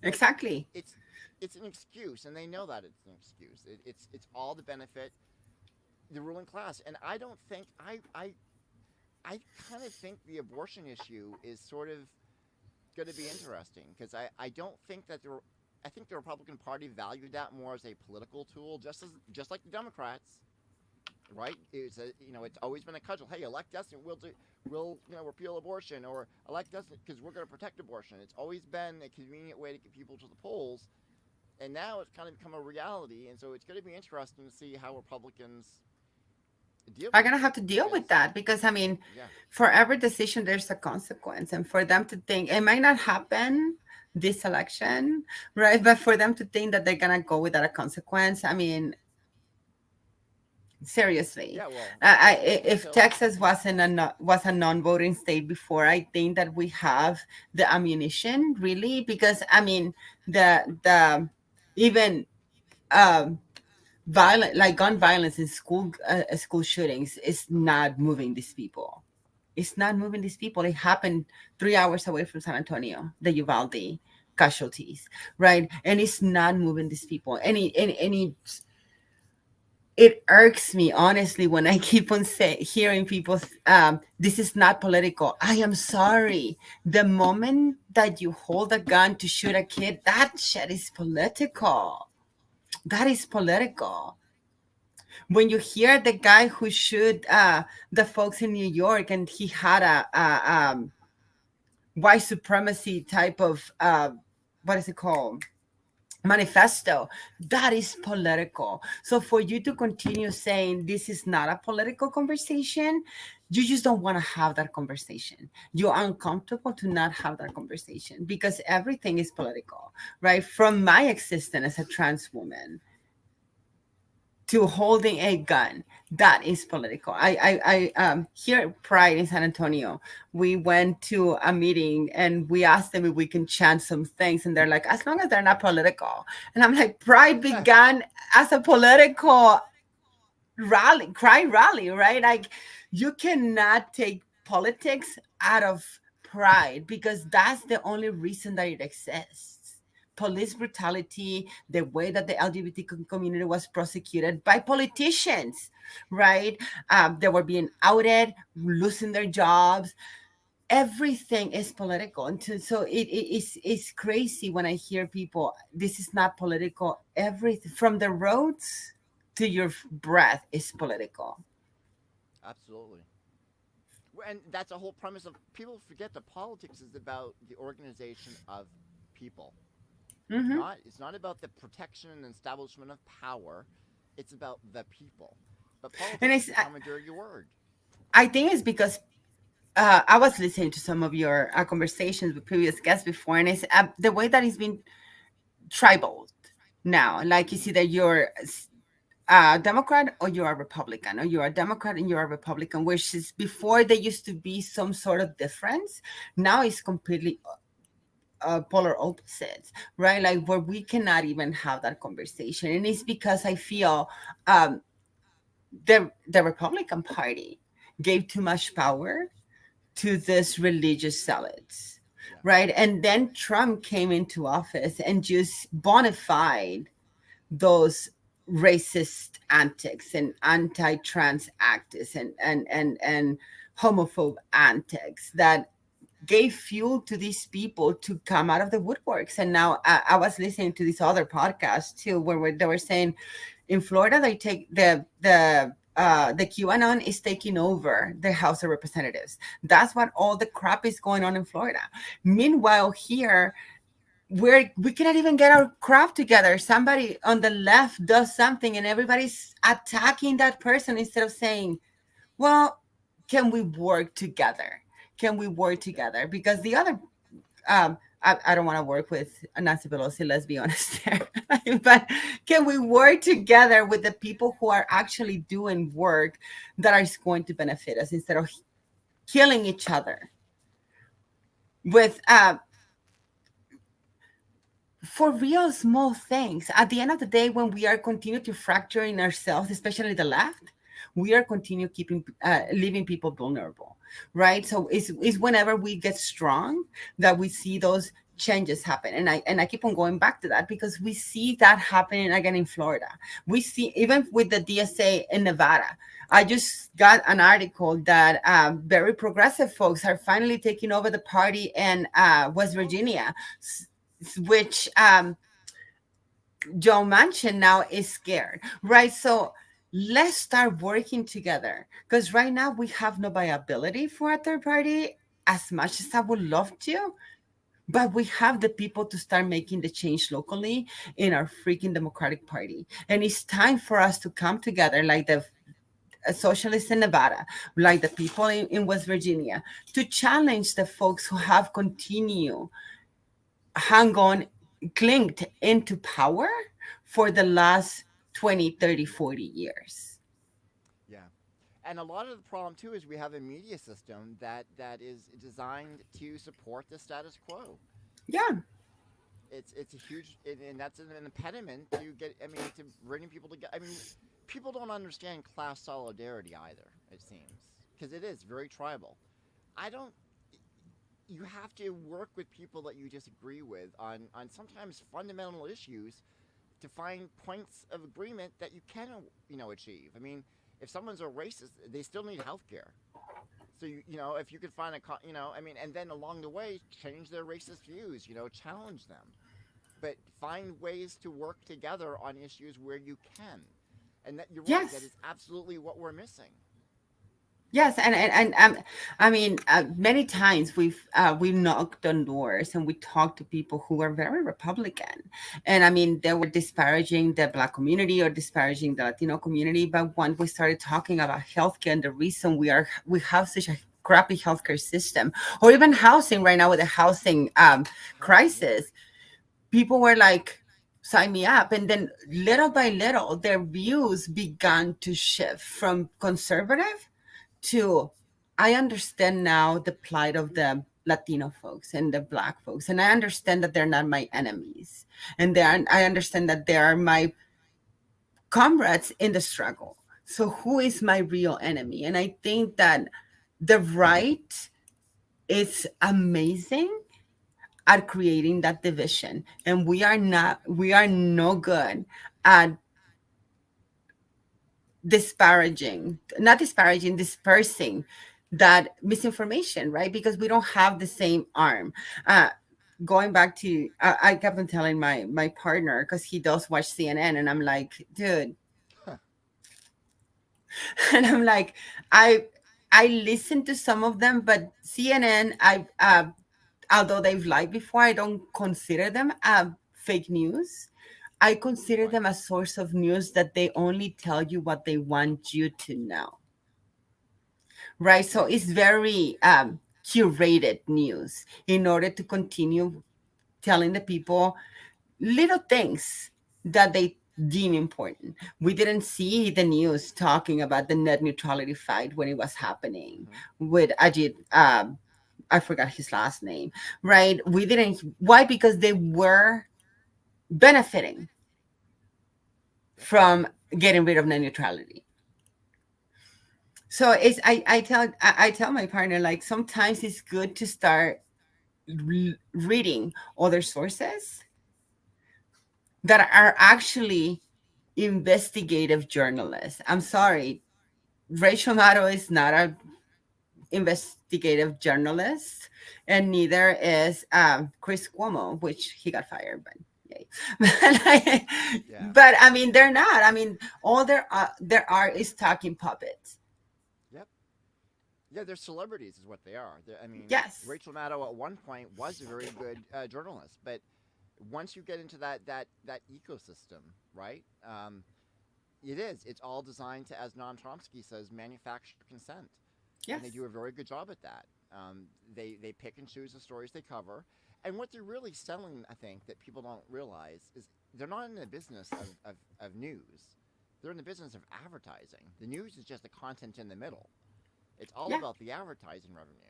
Um, I don't know about CNN, but I was watching MSNBC a while back, just out of curiosity, and I had a stopwatch, and I just wanted to see because just it seemed like anecdotally, just watching it seemed like it seemed like you've got like a few seconds of them talking puppets, and then all news. And so I did a little test and I timed it, and it turns out I was right. You have more minutes of advertising than you do actually. I mean, even more so than on a network television where you're watching a TV show. It's amazing how many commercial breaks and how long those breaks are compared to the actual content. So it really tells you right there where their priority is. Exactly. I mean, I'm even angry right now because my partner repeated the same trope, saying like the gas prices are high because of Russia's conflict, and I'm like, no. Well, I mean, But Putin is responsible for everything now. apparently, He's the right? most powerful guy in the world. But it's like I probably would have said yes if I wouldn't be reading about what's really going on, and how, like, the United States only get like 1 to 2% of oil from Russia. Yep. So why are we having high prices when we really literally have nothing to do with the oil in Russia, right? So is you have to yourself push to find those news and to find that real investigative journalism in order to understand what's happening around that. And I don't like, unfortunately, the way that capitalism is working right now, you have no time. You either Yes. working 2 to 3 jobs and have no time but get home and provide for your children, right? Or you are creating content on TikTok. I don't know what people are doing now, but and there is not enough time to really discern and take it upon yourself to go into other news outlets and find out what really is happening. I honestly really enjoy going into podcasts, and Yeah. when they told me about your podcast, I started listening to your podcast and I'm enjoying it. But it's Thank you. those type of folks who are bringing people who are actually in the middle of crap going on that is really letting me know how the country is really going, right? I love Best of the Left, or Unfucking the Republic, which is a really cool podcast. Oh, But I haven't heard of it's that one. What's it called again? Unfrocking? un, Unfucking the Republic. It's Oh, really, really, really? yes, it's very informative too. It's like, and it breaks it down in a really fun way about a lot of issues that are happening, how we got here, right? And I feel like from learning that to listening to true news is what's giving me the opportunity to mold my mentality the way that it is today. I think that Absolutely. if I would have kept on listening to MSNBC or CNN, I still would have been like, Hillary is our savior. Yeah. Yeah. She was right about everything. Everything. It's like, really, was she right about selecting a anti-abortion candidate in McCain? Abortion. I mean, didn't was she right? I mean, people don't even realize that she actually encouraged, and part of her campaign strategy was to elevate Donald Trump. Exactly. I don't think she was right about that. That didn't turn out so well.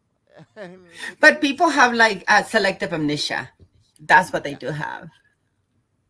yeah, and they don't realize too. I mean, Obama for okay, yes, he did some good things, but when you a lot of what he did do though is he handed.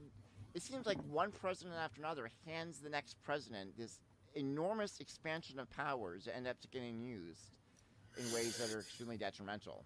And unfortunately, I mean, and Obama gave. I mean, he should have dismantled the national security state, But which he Trump, didn't. but he didn't. He should have He turned reversed that Bush's over. taxes. Yeah, he should have done that. He should have gone And he after did it. those that tortured. I mean, all of those things. When you don't do that and you don't hold the system accountable, I mean, I like to tell people Trump is a symptom. He was created by the system, but he is a Yes. symptom. He is not the problem. And if we don't solve the problem, we're lucky that we got Trump in a way. Because my fear is that we're going to get someone who's actually competent, right? And worse. And worse. And we can get Hitler elected, which we wouldn't know it was him because, like you said, he's gonna be eloquent. He's gonna be Yep. nicer. He's gonna be someone that people relatable, and that's the worst person to lead a country, right? Because we are on the brink of fascism, and like Oh you yeah. said, I find that very hilarious every time that Trump would do something horrible, where a lot of folks said, oh, this is not my country, I don't even recognize this country. And I'm like, but it's always been this way. For you to not to say that right now is either you refuse to see before, or you lived under a rock. But like the truth is, our communities have been struggling for the last 20 years, and no one is out there to I mean, there was a reason we had Occupy Wall Street, and during the beginning of the Obama years, not because everything was rosy and amazing. It was because people were struggling, and again, instead of punishing the wealthy who took advantage of this, folks who thought that they could own a house and have the American dream and were duped by these Wall Street folks, they rewarded them and Yeah. punish us. Like, I mean, when we start realizing that Obama was cool, but he wasn't a great president, is when we're gonna start realizing that the Democrats are not here to help us. And if we are not changing the way that these people are continue staying in power, then we're never gonna change it. Like we could pass Medicare for all tomorrow, but with the Supreme Court, the way that it is, Yeah. they can find it unconstitutional in next year, right? And say that it's because it infringes on the rights of insurance companies. So, unfortunately, at this time, we cannot do shit. Yeah. So, it's either we have three choices: abolish the Supreme Court, expand the court, or push for term limits. And that's the only thing that we're gonna get out of this. Yeah, and unfortunately, I do think things are going to get a lot worse before they start to get better. And I mean, if we don't, uh, it, I don't even know what politically. I mean, I know that we got Joe Biden is certainly, if he thinks he's going to win another term, he's out of it. He's even crazier than I think he is. I mean, with his poll numbers down, Camilla Harris. I mean, just it's so frustrating to hear these people speak when they're asked questions. You know, like Camilla Harris when she was asked, "Well, people want you to do, but do what? Do what? You're the vice president. You don't know. You don't know.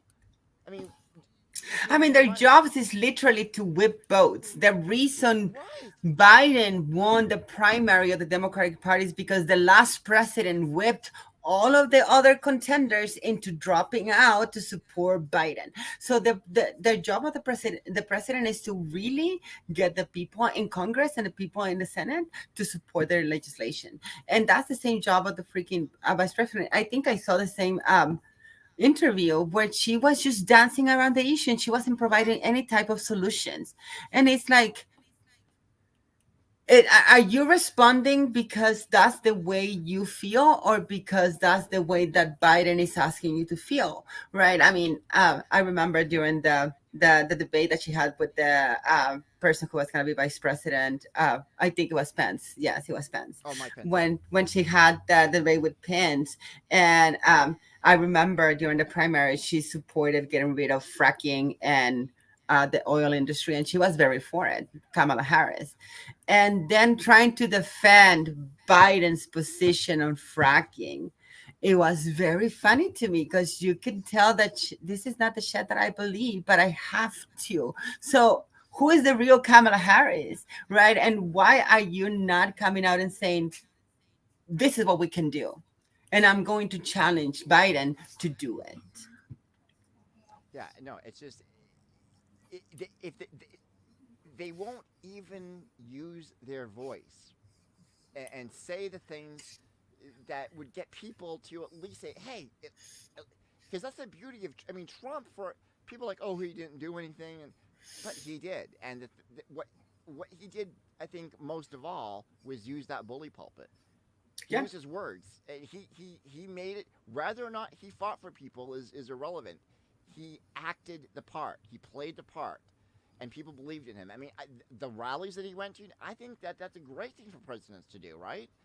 I mean, and not particularly his hate rallies, but I mean, connecting with people. That's why people love him. I mean, they think his. I mean, is They think he's a conservative is a good god. idea. Yeah, but they also think that he relates to me because he comes to this town that no president has ever come to before. These small towns, and he holds these rallies, and he that's what I mean. A lot of the job of the presidency is all about appearance. Yeah. I mean, and using that, and we just And think about it. Like he did a lot. I mean, might not oh done yeah, a lot of legislation, but the reason we have all these many trans attacks throughout the country is because he started it with the first denying trans folks from serving in the army, and then trying to deny trans folks from getting access to the healthcare through the Affordable Care Act, right? So he started the attacks on the trans yeah, community, and look at how big has gotten the masks. When we were talking about the mask, he made sure that most of his people did the rallies without mask, and it's an infringement of my freedoms and blah blah blah blah. So he utilized, like you said, his bully pulpit. He utilized his stage to mobilize people, and which is something that I think Bernie did amazingly well as well, oh right? yeah, And And I don't think that Biden is able to do that, or Kamala Harris for that matter. No, I think the best thing at this point is to keep them away from the cameras and the mics. You just go silent because every time that they speak, they just make things worse. It seems. I mean, just they either insult people, um, or they Or use they words. frustrate us as Yeah, organizers. They frustrate us because it's like, so we're fighting a Republican Party, while at the same time fighting a Democratic Party that's standing on the way because they don't want to do anything for us. absolutely. Well, unfortunately, we are out of time. Will you I come know. back and join us on another? Because I had so much fun, and there's so much more I want to ask you. So I hope you'll come back. Um, Definitely. but tell us where people can find more about you and how they can help your nonprofit organizations that you have. Sure. I mean, Website. you can always go Transpower. We don't have a website. You can always find us on Facebook or Instagram. It's Transpower San Antonio. And for Equality Texas, it's equalitytexas.org. And you can donate. And especially now, we need a lot of money in order to win.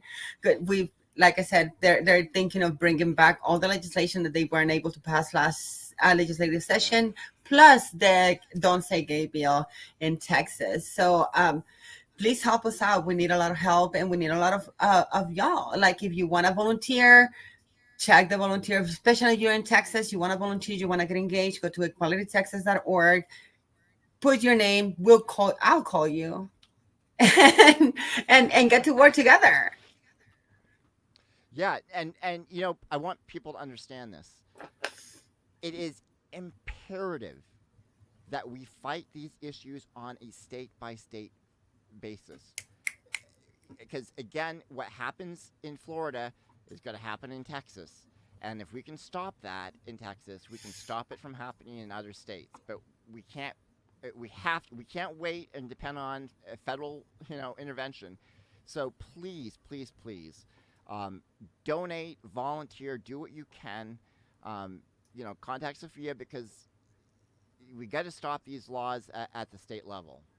Um, Changes happen so at the local level too. Get engaged in your yeah. local elections. So thank you so much, Sophia. We'll definitely have you back on the show. Um, Again, thank you so much. And we're going to go ahead and put the links and everything down in our description down below. Have a great, great day. And it's the best of luck again with back. Very, very pleased. This has been amazing. So thank you so much Awesome. for joining I us. enjoyed it. Thank you, Sean, for the invite. Sure.